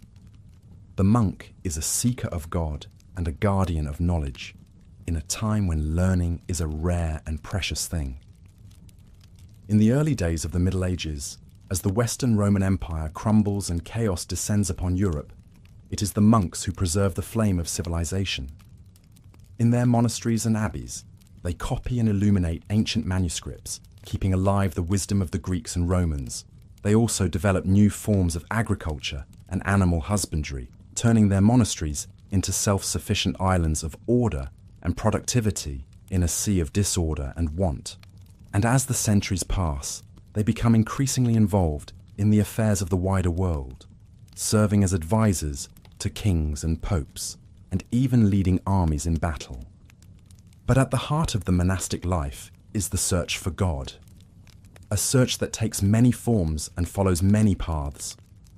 Some monks, like the Benedictines, seek God through work and prayer, dividing their days between manual labour and the divine office. Others, like the Carthusians, seek him through solitude and silence, withdrawing from the world into a life of contemplation and asceticism. And still others, like the Franciscans and Dominicans, seek him through service to the poor and the preaching of the gospel. Regardless of their particular vocation, all monks share a common goal: to draw closer to God through the discipline and devotion of the religious life. They rise before dawn to chant the Psalms, spend long hours in prayer and meditation, and strive to subdue their earthly desires through fasting and self-denial.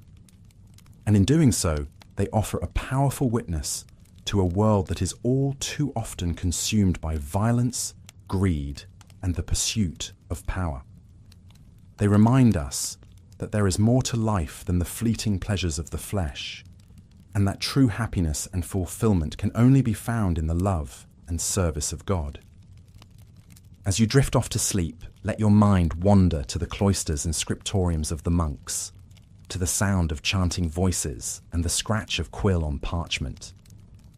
Let their example of devotion and discipline be a comfort and an inspiration to you, a reminder that even in the darkest of times, there is always a light that guides us home. And know that you too are called to seek that light, to follow the path of truth and goodness wherever it may lead. For the medieval world may be a world of great darkness and great beauty, but it is also a world that points beyond itself, to the eternal truths that lie at the heart of all human striving. So rest now, and let the peace of the monastery enfold you like a cloak. Let the prayers of the monks be your lullaby, and the love of God be your guiding star. And may you wake in the morning with a heart renewed and a spirit refreshed, ready to face the challenges and the joys of another day. For in the end, the medieval world is not so different from our own. A world of light and shadow, of hope and fear, of the endless quest for meaning and purpose in the face of an uncertain future. And it is only by embracing that quest, by seeking the truth with all our hearts and all our minds, that we can hope to find our way home. Good night, and may your dreams be filled with the beauty and the mystery of the medieval world, the soaring spires of the cathedrals, the gentle glow of the scriptorium, the quiet footsteps of the monks in the cloister. For it is in the stillness of the night that we come closest to the heart of God, and it is in His love that we find our true rest and our true home. As the night wears on and the candles burn low, let us turn our thoughts to one last figure who looms large in the medieval imagination, the merchant. Born of the bustling cities and towns of Europe, the merchant is a new kind of man, one who owes his wealth and status not to land or title, but to his own wits and industry. In a world dominated by the feudal order, the merchant is an outsider, a man who moves between worlds and classes with ease. He travels the trade routes of Europe and beyond, bringing back exotic goods and ideas from distant lands. In the cities, he is a man of influence and power, a member of the growing middle class that will one day challenge the dominance of the nobility. He is a master of the art of the deal, a shrewd negotiator who knows how to turn a profit and protect his interests. But the life of a merchant is not without its risks and challenges. The roads are dangerous, beset by bandits and thieves, and the seas are treacherous, with storms and pirates lurking around every corner. And in the cutthroat world of commerce, one false move can mean ruin and disgrace. To succeed, the merchant must be cunning and adaptable, always ready to seize opportunity and avoid danger. He must navigate the complex web of guilds and monopolies that control trade in the cities and forge alliances with the powerful and the influential. And yet, for all his worldly success, the merchant is often viewed with suspicion and disdain by the traditional elites. To the nobility, he is an upstart and a parvenu, a man who has risen above his station through cleverness rather than breeding. And to the church, he is a potential threat, a man whose love of money and worldly goods could lead him astray from the path of righteousness. The merchant must walk a fine line, balancing his pursuit of profit with his obligations to God and society. But despite these challenges, the merchant class will play an increasingly important role in the centuries to come. As trade expands and cities grow, they will become the engine of a new kind of economy, one based on commerce and industry rather than land and agriculture. And as they do so, they will help to shape a new world, one in which the old certainties of the feudal order are gradually replaced by the dynamic and unpredictable forces of the market. The merchant may not wield a sword or a scepter, but in his own way, he is a key figure in the great drama of the Middle Ages. So, as you drift off to sleep, Let your mind wander to the bustling markets and counting houses of the medieval cities, to the sound of haggling voices and clinking coins. Let the stories of the merchants be your guide and your inspiration, a reminder that even in the darkest of times, there is always room for hope and opportunity. And know that you too are part of this great tapestry of human endeavour, a tapestry that stretches back through the centuries and will continue on long after we are gone. For the medieval world may be a world of great challenges and great rewards, but it is also a world that reminds us of the enduring power of the human spirit. So rest now and let the dreams of the merchants be your lullaby. Let their tales of adventure and adversity, of risk and reward, carry you into a deep and peaceful slumber. And may you wake in the morning with a heart full of courage and determination, ready to face the challenges and opportunities of your own life's journey. For in the end, the medieval world is a mirror of our own, a world of darkness and light, of fear and hope, of the endless struggle to find meaning and purpose in the face of an uncertain future. And it is only by embracing that struggle, by daring to dream and to strive, that we can hope to leave our own mark upon the great tapestry of history. Good night, and may your dreams be filled with the sights and sounds of the medieval world, the bustle of the market square, the gleam of gold and silver, the whispered prayers of the merchant before a long journey. For it is in our dreams that we are most truly free, and it is in freedom that we find the courage to face the challenges of the waking world. As the first light of dawn begins to peek through the shutters, you stir from your slumber, your mind still filled with the sights and sounds of the medieval world. The cockerel crows outside, heralding the start of a new day, and you can hear the village beginning to come to life around you. You lie still for a moment, savouring the warmth and comfort of your bed, the quiet peace of the early morning. And as you do so, you reflect on the journey you have taken through the pages of history, from the humble peasant to the lofty king, from the pious monk to the worldly merchant. Each of these figures has shown you a different face of the medieval world, a different way of living and thinking and being, and each has left you with a deeper appreciation for the richness and complexity of this long-ago era, for the joys and sorrows, the triumphs and tragedies that marked the lives of our ancestors. But as you rise to face the day ahead, you realize that the true gift of. As the gentle veil of sleep descends upon you, let us delve further into the rich tapestry of medieval history, focusing now on some of the most influential and fascinating figures of the time. One such figure was Eleanor of Aquitaine, a woman who defied the conventions of her era and left an indelible mark on the course of European history. Born in 1122 into the wealthy and powerful House of Poitiers, Eleanor was the granddaughter of the famous troubadour William IX and grew up immersed in the vibrant arts and culture of southern France. At the age of just 15, she inherited the vast Duchy of Aquitaine, making her the most eligible bride in Europe. Soon after, she wed Louis VII, the young King of France, in a magnificent ceremony. As queen, Eleanor brought a touch of southern refinement to the northern court, introducing the music, poetry, and courtly love traditions of her homeland. But Eleanor was no mere consort. She was a formidable presence, known for her sharp wit, political acumen, and fierce independence. In 1147, she even accompanied Louis on the ill-fated Second Crusade to the Holy Land, leading her own contingent of knights and ladies through the treacherous terrain of Anatolia. The crusade was a disaster, and the strains it placed on the royal marriage, coupled with Eleanor's failure to produce a male heir, led to its annulment in 1152. But Eleanor's story was far from over.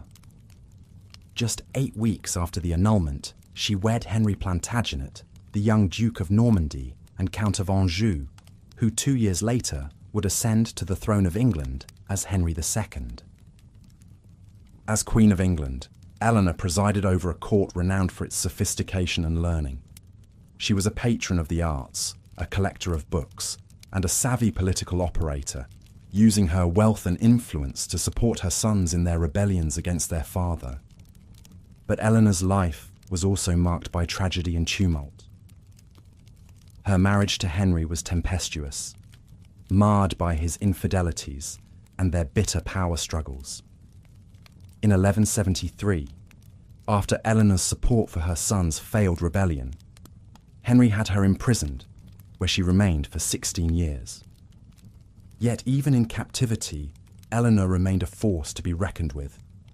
She continued to wield influence through her children, particularly her favourite son, Richard the Lionheart, who became king in 1889. Upon Henry's death, Richard finally released his mother, who rode out to meet him with a face of joy, despite her 70 years. In her later years, Eleanor served as regent while Richard was on crusade, skillfully navigating the treacherous waters of medieval politics. She travelled ceaselessly throughout England and France, shoring up support for her son and negotiating alliances, including the pivotal treaty with Philip Augustus of France. Eleanor died in 1204 at the ripe old age of 82, an extraordinary lifespan for the time. She had outlived 8 of her 10 children, 2 husbands, and most of her contemporaries. Her legacy was immense. Through her sons, she was the ancestor of both the English and French royal lines for generations to come. But more than that, Eleanor represented a new kind of queenship, one that was not merely ceremonial, but actively engaged in the politics and culture of the realm.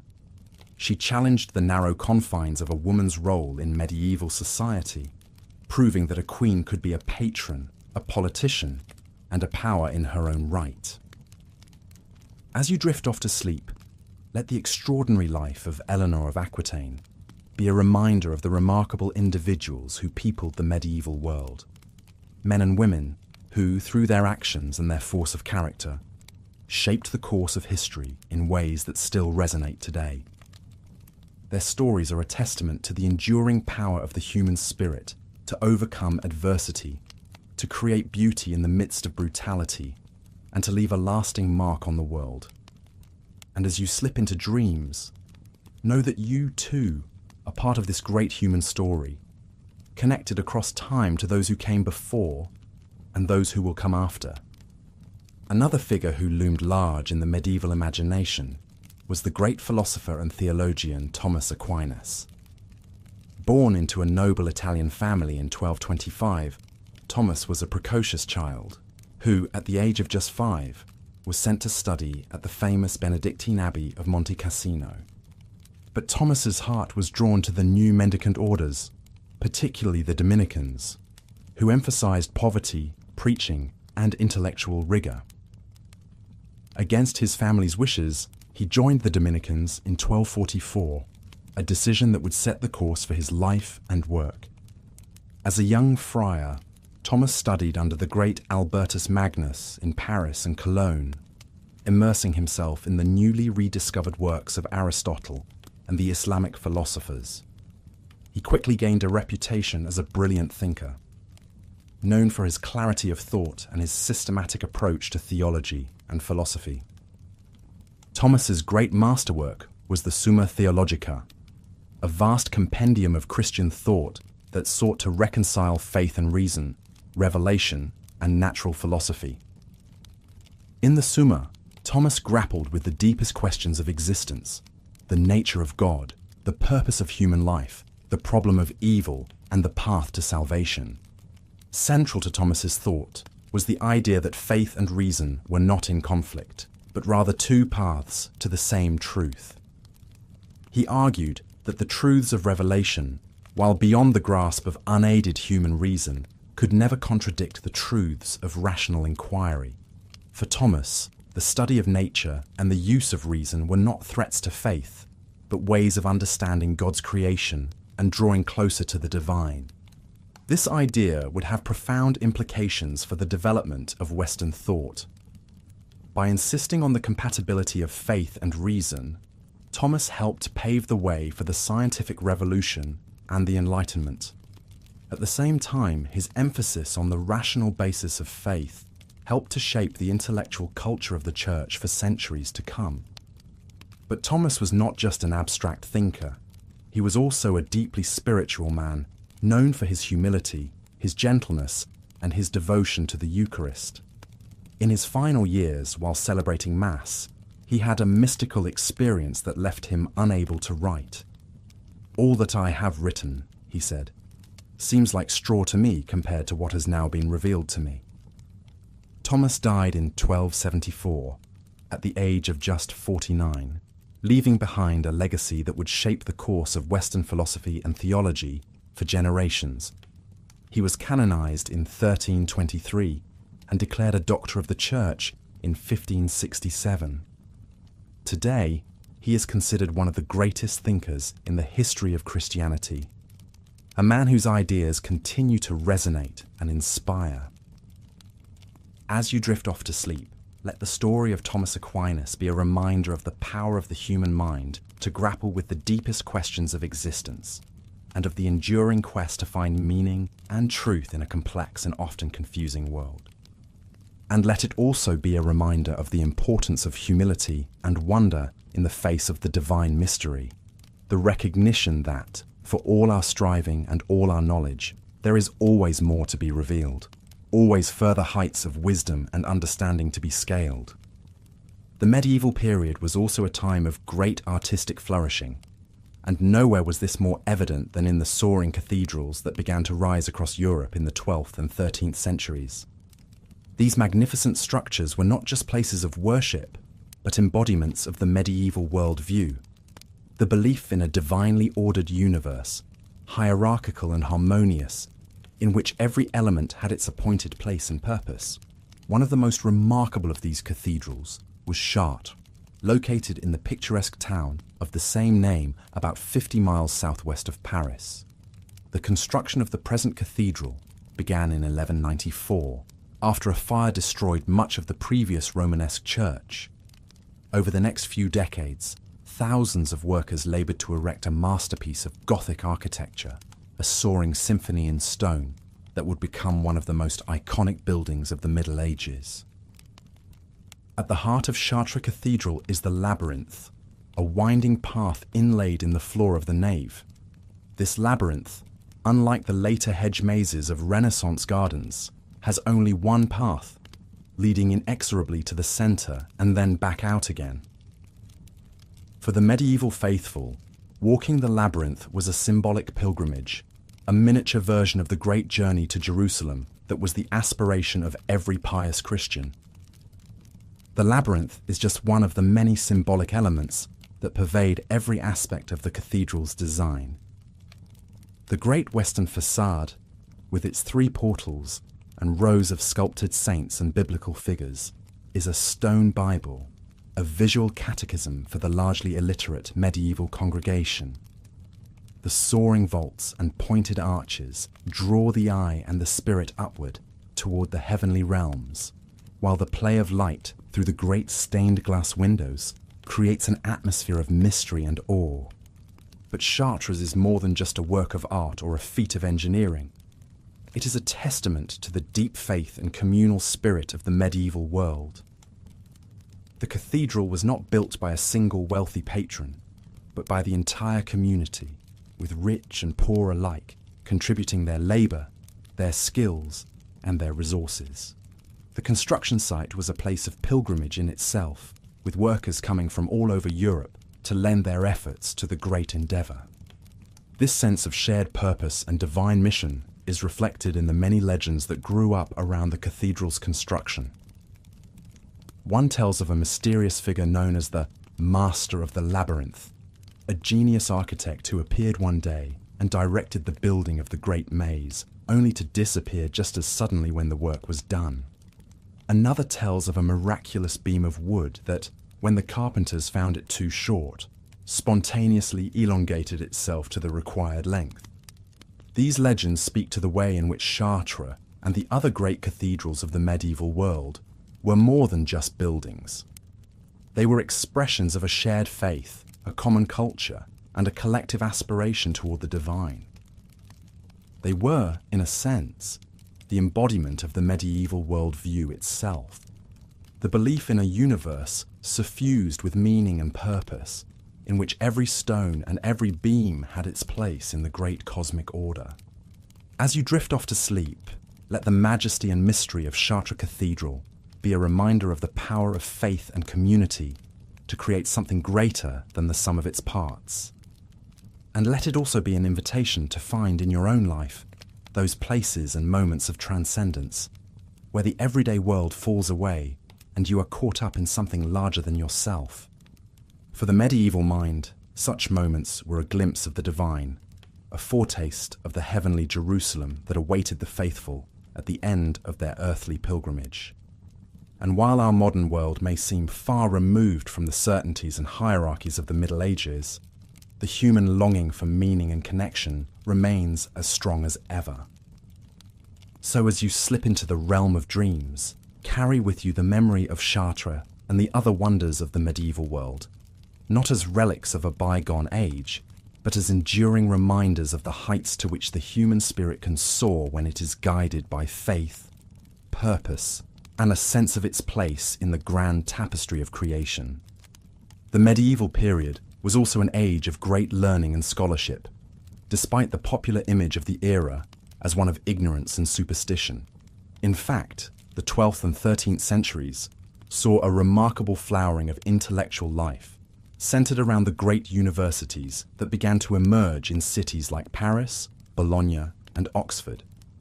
One of the most important figures in this intellectual revival was Roger Bacon, a 13th century English philosopher and scientist who has been called the first modern thinker. Born into a wealthy family in 1214, Bacon studied at Oxford and Paris before joining the Franciscan order in 1247.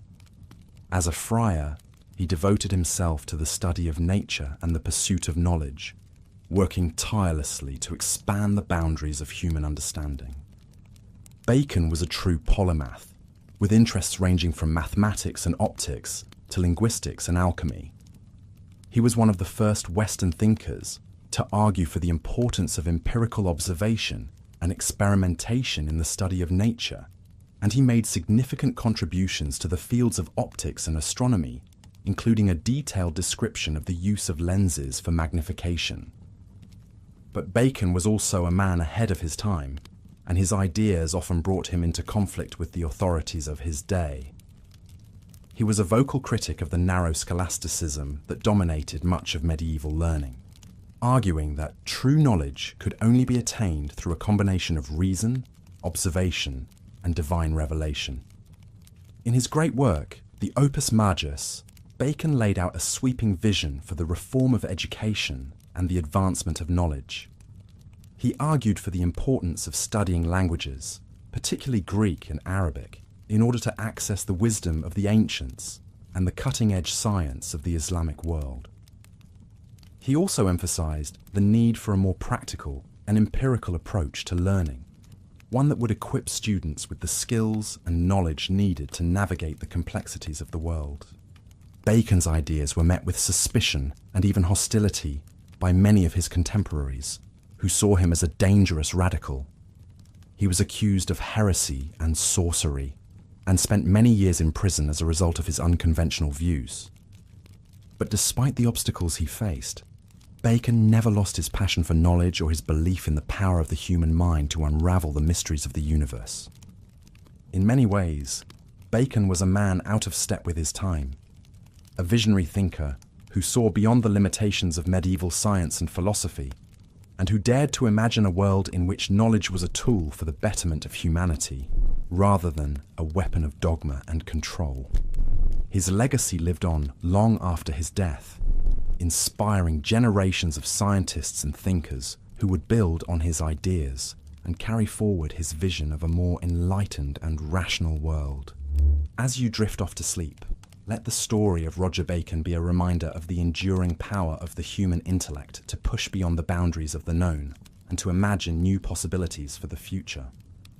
And let it also be a call to embrace the spirit of curiosity and wonder that lies at the heart of all true learning. The desire to understand the world in all its complexity and beauty, and to use that understanding to make a positive difference in the lives of others. For while the medieval world may seem distant and foreign to us today, the basic human impulse to explore, to discover, and to create is as strong now as it ever was.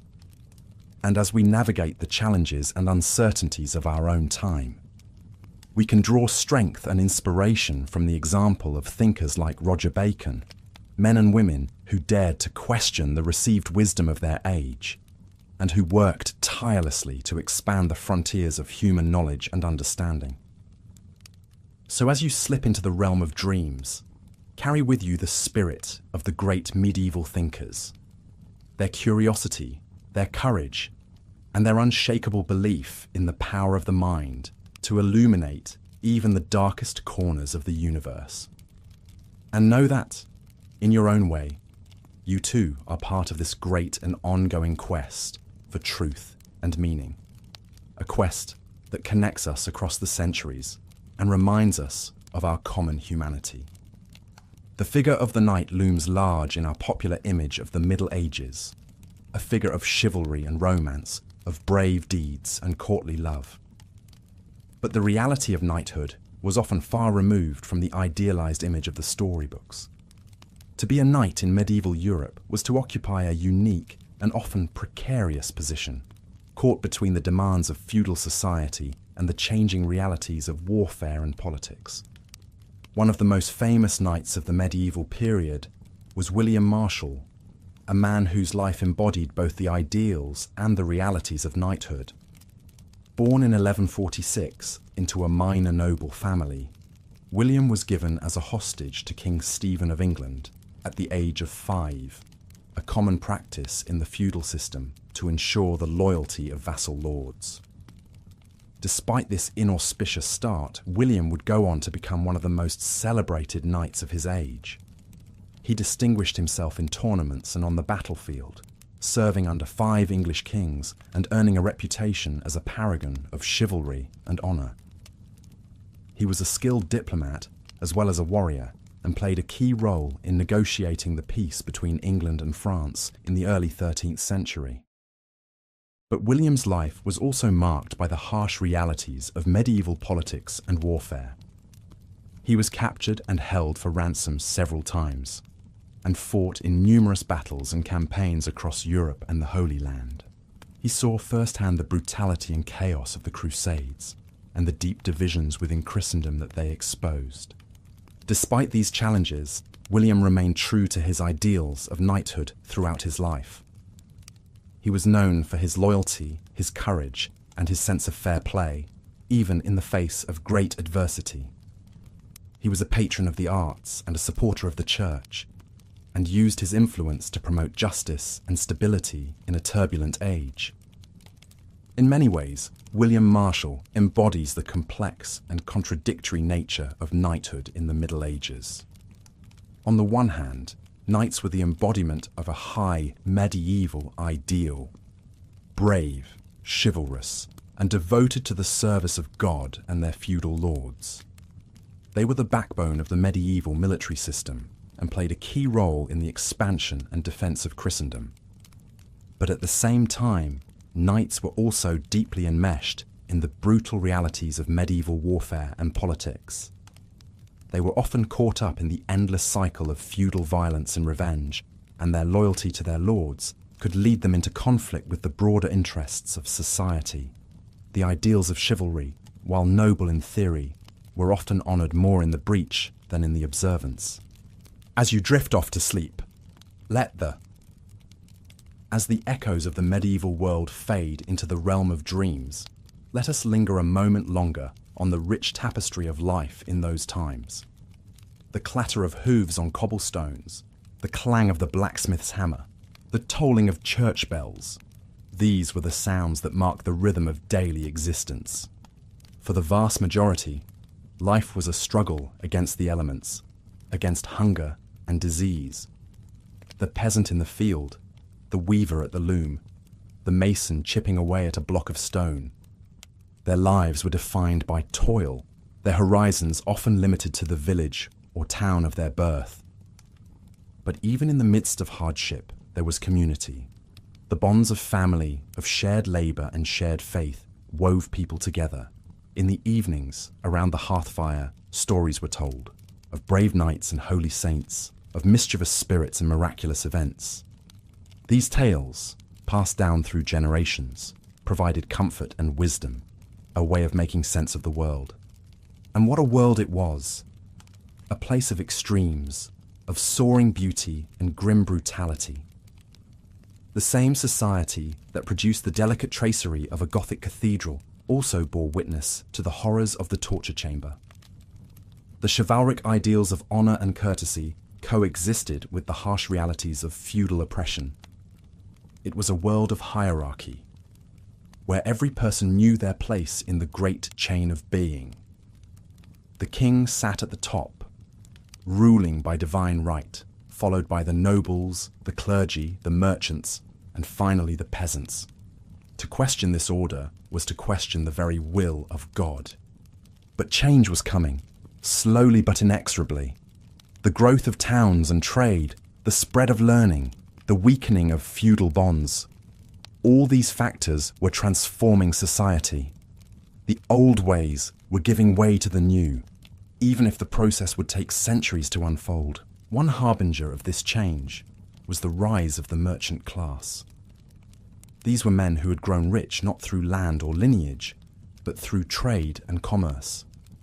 They were a new kind of power in the world, one based on money rather than might. In the great trading cities of Italy and the Low Countries, these merchants built palatial homes, patronized artists and scholars, and began to challenge the dominance of the old aristocracy. They were the vanguard of a new era, one in which wealth and enterprise would increasingly shape the course of events. But for now, in the sleepy villages and craggy castles of the medieval landscape, life went on much as it had for generations. The farmer tilled his field, the monk illuminated his manuscript, the lady embroidered her tapestry. Each played their part in the great drama of existence, bound by tradition and faith. As you drift deeper into sleep, let your mind wander through this lost world. Imagine yourself walking the narrow, winding streets of a medieval town, passing the open-air stalls of the market, the workshops of the craftsmen. Hear the cries of the street vendors, hawking their wares, smell the pungent mix of spices, smoke and humanity. Or picture yourself in a monastery garden, surrounded by the gentle hum of bees and the rustle of robes. Watch the monks at their work, tending their herbs and vegetables, copying ancient texts with painstaking care. Feel the sense of peace and purpose that pervades this cloistered world. And as you slip further into dreams, let the great events of the age swirl around you like mist. The clash of armies on a distant battlefield, the pageantry of a royal procession, the fervour of a religious pilgrimage. These are the moments that define the medieval era, that echo through history. But remember too the smaller moments, the ones that make up the warp and weft of daily life. The laughter of children playing in a sunlit field, the warmth of a fire on a cold winter's night, the comfort of a shared meal with loved ones. These are the timeless experiences that connect us across the centuries, that remind us of our common humanity. As you finally drift off into the realm of dreams, take with you a sense of the richness and complexity of the medieval world. It was a time of great darkness and great light, of cruelty and kindness, of ignorance and wisdom. And in its joys and sorrows, its triumphs and tragedies, it reflects the eternal human condition, the endless struggle to find meaning and purpose in a changeful world. So sleep now and let the distant strains of a lute, the soft chant of a prayer, the whisper of wind through a castle embrasure carry you into the depths of slumber. And as you dream, remember that you are part of a story that stretches back through the ages, a story of which the medieval era is but one chapter in an endlessly unfolding tale. The medieval world may be gone, but it is not forgotten. Its legacy lives on in the stones of our cities, the pages of our books, the very fabric of our thought. And as long as we remember and recount its stories, as long as we strive to learn from its wisdom and avoid its follies, it will continue to shape us, to guide us, to inspire us. So let us bid farewell to the Middle Ages, but let us not forget them. Let us carry their lessons with us as we navigate the uncertainties of our own time, as we seek to build a world that is more just, more compassionate, more enlightened. For in the end, that is the greatest gift that history can give us, the chance to learn from the past, to dream of a better future, and to make that dream a reality. Good night, dear listener, and may your dreams be filled with the wonders and the wisdom of the ages. You blink awake as the first rays of dawn filter through the narrow window slit, illuminating motes of dust dancing in the air. The room is small and sparse, with walls of rough-hewn stone and a floor of beaten earth. A simple wooden cross hangs above the narrow bed where you lie, a reminder of the omnipresence of the church in this medieval world. You rise and stretch, feeling the coarse fabric of your monk's habit against your skin. The life of a monk is one of simplicity, devotion, and routine. You begin each day with prayer, kneeling on the cold stone floor of the monastery chapel as the first Mass is sung. The voices of your fellow monks rise in Gregorian chant, the ancient Latin words echoing off the vaulted ceiling. After Mass, you break your fast with a simple meal of bread and ale in the refectory. The fare is plain but nourishing, meant to sustain the body without indulging the senses. Gluttony is a sin, after all, and the monks are meant to lead a life of asceticism and self-denial. With breakfast done, you head to the scriptorium, the room where the monastery's precious books and manuscripts are kept. Here, monks spend their days painstakingly copying texts by hand, preserving the knowledge of the ancients and the teachings of the church. It is slow, exacting work, requiring great patience and skill. You settle at your desk, a slanted wooden surface with a hole for an inkpot. You take up your quill, dip it in the ink, and begin to write, carefully forming each letter on the parchment before you. The scriptorium is silent, save for the scratching of quills and the occasional cough or shuffle of feet. As you work, your mind begins to wander, reflecting on the role of the monastery in medieval society. Monasteries are more than just religious houses. They are centers of learning, charity, and economic power. They provide education for the sons of nobles and a place of refuge for the poor and sick. They also control vast tracts of land granted to them by pious donors, which are worked by peasants in exchange for the monks' prayers and spiritual guidance. But not all is peaceful within the monastery walls. Politics and power struggles are as prevalent here as in any royal court. Ambitious monks vie for positions of authority, currying favour with wealthy patrons and influential bishops. Some even dream of rising to the ultimate position, the papacy itself. As the day wears on, you set aside your quill and stretch your cramped fingers. It is time for the midday meal, a slightly more substantial repast of stewed vegetables, fish, and bread. The monks eat in silence, listening to one of their number read aloud from the Bible or the lives of the saints. After the meal, there is time for contemplation and study. You walk in the monastery gardens, enjoying the sun's warmth and the gentle buzz of bees in the herb beds. You watch a group of novices, young men just beginning their monastic lives, as they are put through their paces by a stern-looking master. They are learning the rule of Saint Benedict, the strict code that governs every aspect of monastic life. As the sun begins to set, you return to the chapel for Vespers, the evening prayer service. The monks' chants are slower now, more contemplative. The flickering candlelight cast dancing shadows on the walls, creating an atmosphere of mystery and solemnity.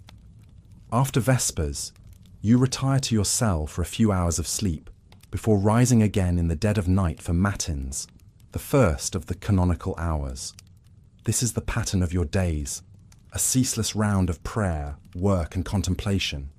It is a hard life, one of self-denial and discipline, but it is also a life of purpose and spiritual fulfillment. In a world rife with violence, disease, and uncertainty, the monastery provides a haven of peace and stability.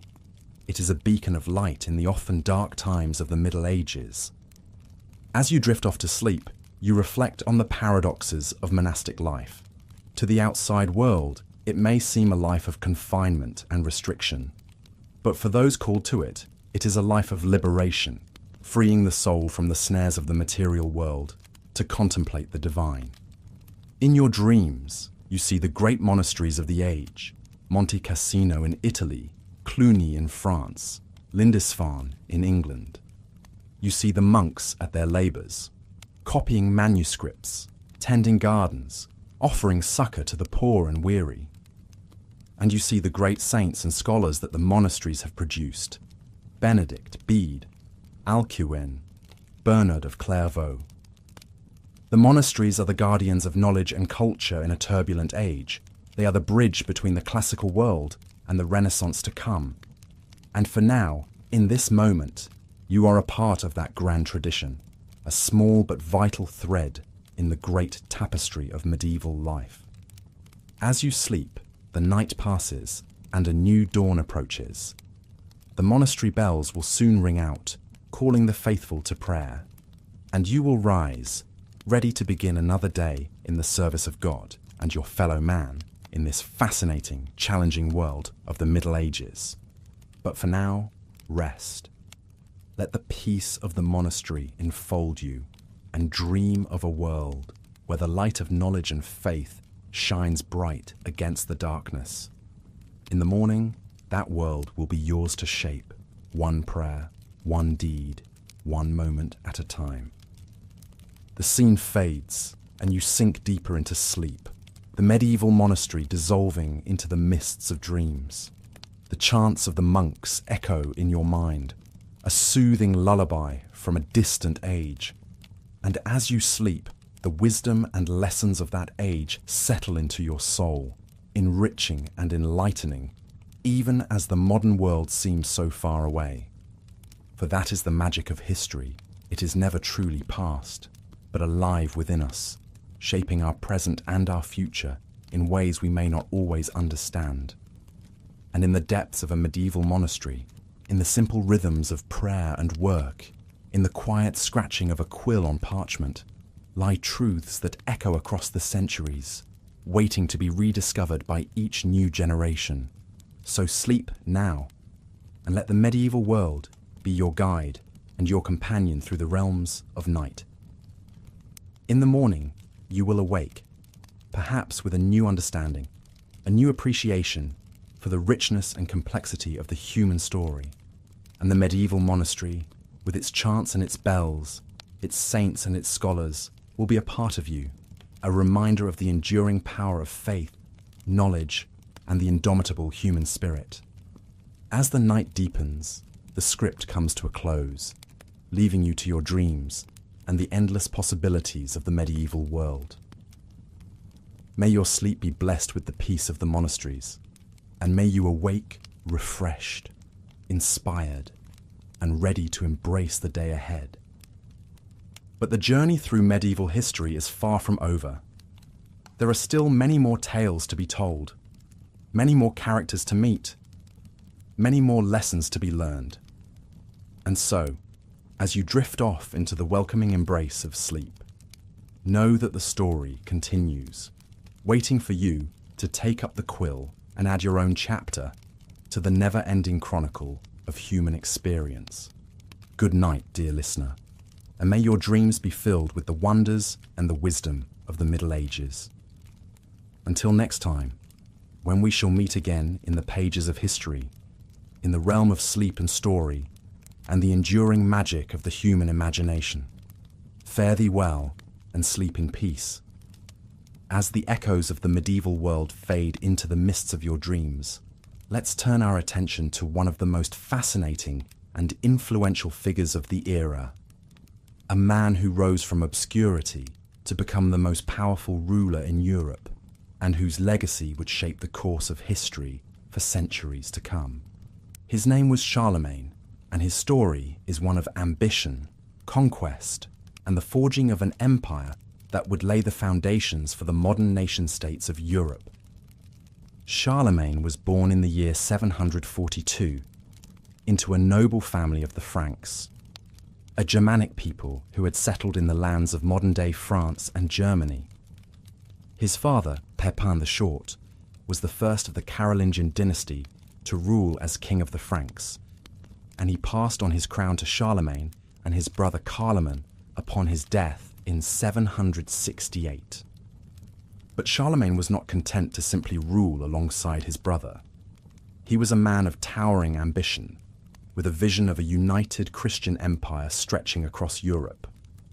And so, when Carloman died unexpectedly, just a few years into their joint reign, Charlemagne wasted no time in claiming sole rulership of the Frankish kingdom. With a powerful army at his command, Charlemagne set out to expand his territories and bring the various peoples of Europe under his sway. He led his troops on a series of successful campaigns, conquering the Lombards in Italy, the Saxons in Germany, and the Avars in Hungary. As his empire grew, so too did Charlemagne's reputation as a great warrior and leader. He was known for his bravery on the battlefield, often fighting alongside his men and inspiring them with his courage and determination. But he was also a shrewd politician, forging alliances and using diplomacy to extend his influence far beyond the borders of his own kingdom. Under Charlemagne's rule, the Frankish Empire reached its greatest extent, stretching from the Atlantic coast of France to the borders of modern-day Hungary and Croatia.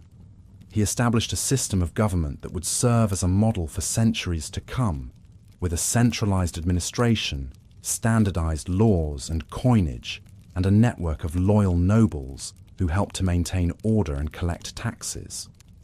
But perhaps Charlemagne's greatest legacy was his role in the preservation and promotion of learning and culture. He was a patron of the arts and sciences, and he encouraged the spread of education throughout his empire. He brought scholars and artists from across Europe to his court at Aachen, where they worked to translate ancient texts, compile encyclopedias, and create beautiful works of art and architecture. Charlemagne's efforts to foster learning and culture would have a lasting impact on European history. The so-called Carolingian Renaissance that flourished under his rule saw a revival of classical learning and a renewed interest in the works of ancient authors like Cicero and Virgil. This intellectual flowering would lay the groundwork for the later Renaissance of the 14th and 15th centuries, which would transform European art, literature, and science. But perhaps the most enduring symbol of Charlemagne's legacy is the imperial crown that he wore as Emperor of the Romans. In the year 800, on Christmas Day, Pope Leo III placed a crown on Charlemagne's head in St. Peter's Basilica in Rome, proclaiming him the new Emperor of the West. This coronation was a momentous event, marking the first time since the fall of the Roman Empire that a ruler had claimed the title of Emperor in Western Europe. It was a powerful statement of Charlemagne's authority and prestige, and a recognition of his role as the defender of the Christian faith and the protector of the Church. Of course, the reality of Charlemagne's empire was far from the idealized vision of a united Christian realm. His conquests were often brutal, and his efforts to impose his will on the various peoples of Europe were met with resistance and rebellion. The empire he built would not long survive his death in 814, as his successors struggled to maintain control over the vast and disparate territories he had brought under Frankish rule. But despite the challenges and setbacks he faced, there is no denying the immense impact that Charlemagne had on the course of European history. He was a towering figure who left an indelible mark on the medieval world, shaping its politics, culture, and religion in ways that would resonate for centuries to come. As you drift deeper into sleep, let the story of Charlemagne be a reminder of the enduring power of vision, ambition, and leadership. For even in the darkest and most turbulent of times, there are those who rise above the fray to leave a lasting legacy that echoes through the ages. And so, as the last embers of the day fade into the cool embrace of night, let your mind wander back to that distant time, to a world of kings and emperors, of knights and castles, of faith and learning.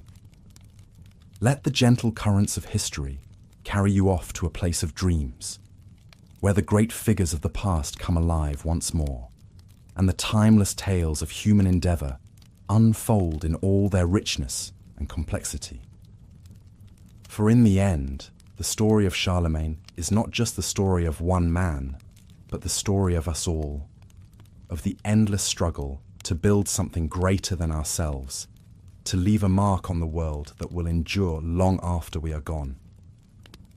It is a story of hope and inspiration, of the indomitable human spirit that refuses to be bound by the limitations of the present, but instead reaches ever upward towards the infinite possibilities of the future.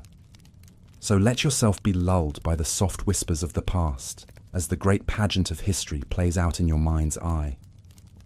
Let the cares of the day slip away and surrender yourself to the gentle embrace of sleep, secure in the knowledge that you are part of a grand and enduring tapestry, woven through the ages by the dreams and deeds of those who came before. And as you drift off into the welcoming arms of slumber, know that the legacy of Charlemagne and of all the great figures of history lives on in you, in the courage and determination that you bring to each new day, in the endless quest for knowledge and understanding that drives you forward, in the unquenchable thirst for beauty and meaning that stirs your soul. For in the end, we are all the inheritors of this great and glorious tradition, the bearers of a flame that has been passed down through the generations, from the dawn of civilization to the present day. And it is up to us to carry that flame forward, to nurture it and tend it, to pass it on to those who will come after us, so that the light of human progress may never be extinguished, but may shine on, bright and undiminished, for all the ages to come. So rest now, and let the dreams of history be your guide as you journey through the long and winding path of human experience towards a future filled with wonder and promise.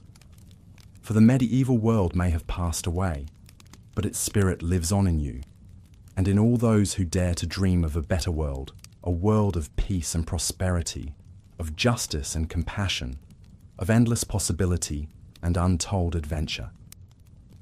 As the great wheel of time turns on, carrying us ever forward into the unknown, let us hold fast to the lessons of the past and to the enduring values that have sustained us through the centuries. Let us be guided by the example of the great men and women who have gone before us, and let us strive always to build a world that is worthy of their sacrifice and their dreams. And so, as the last light fades and the veil of sleep descends upon you, know that you are not alone, but are part of a great and noble tradition, stretching back through the mists of time to the very dawn of human history. And know that, no matter what challenges and trials may lie ahead, you have the strength and the courage to face them, armed with the wisdom of the ages and the unshakable conviction that a better world is always possible if only we have the will to make it so. Good night then, and may your dreams be filled with the wonders of the past and the promise of the future. May you find rest and renewal in the gentle embrace of sleep, and may you awake refreshed and ready to take on the challenges of a new day, secure in the knowledge that you are part of a grand and glorious story, a story that will continue to unfold as long as there are those who dare to dream and to hope and to strive for a better tomorrow. As the dawn of the Renaissance brightens the horizon, the medieval world begins to fade into the mist of history, But before we bid farewell to this remarkable era, let us linger a moment longer, like a traveller savouring the last few steps of a long and wondrous journey. In the dying light of the Middle Ages, we see a world that is both familiar and strange, a mirror that reflects our own hopes, fears and dreams, but in a language that is hauntingly different. The great castles that once dominated the landscape now stand as silent sentinels, their walls whispering of battles fought, loves lost, and secrets kept. The mighty cathedrals, once the beating heart of medieval life, still reach towards the heavens, their spires a testament to the unshakable faith that sustained our ancestors through the darkest of times. But even as the old ways begin to crumble, the seeds of the modern world are already taking root. The printing press, that revolutionary invention, is spreading knowledge to the masses like never before. The great explorers are pushing back the boundaries of the known world, bringing back tales of exotic lands and peoples. And in the halls of the great universities, the rediscovered wisdom of the ancients is mingling with bold new ideas, sparking a renaissance of learning that will change the course of human history. As you drift deeper into sleep, let your mind wander through the winding streets of a medieval town, where the blacksmith's hammer rings out in the early morning air and the market square bustles with the chatter of merchants and townspeople.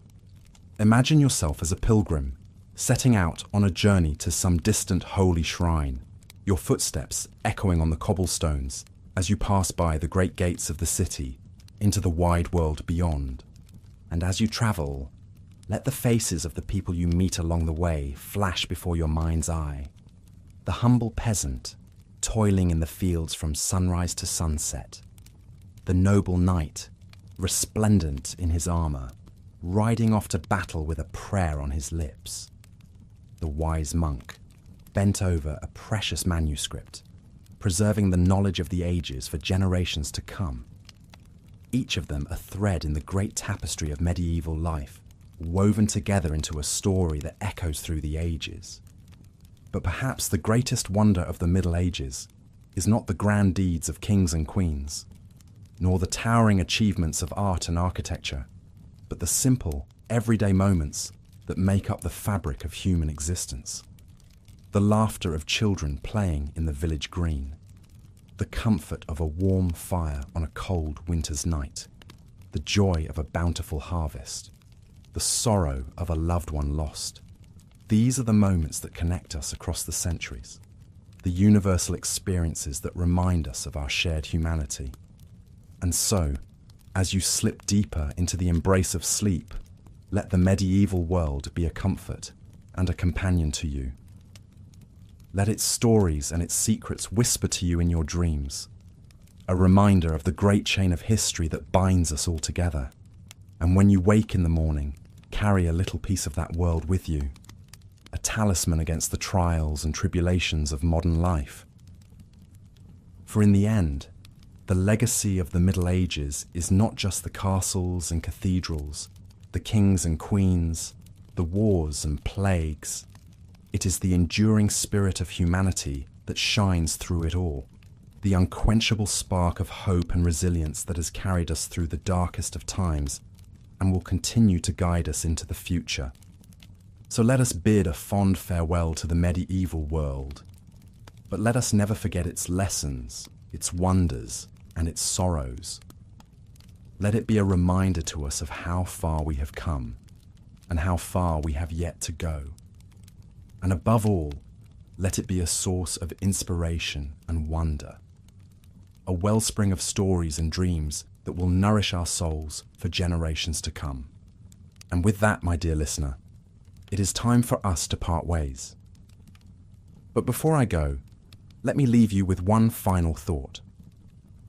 In this fast-paced, ever-changing world of ours, it is all too easy to forget the simple joys and beauties that surround us every day.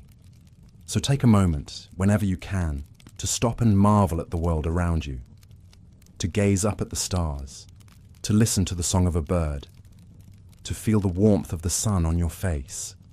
For in those moments, You are connected to something greater than yourself, to the vast and wondrous tapestry of life that stretches out across the ages.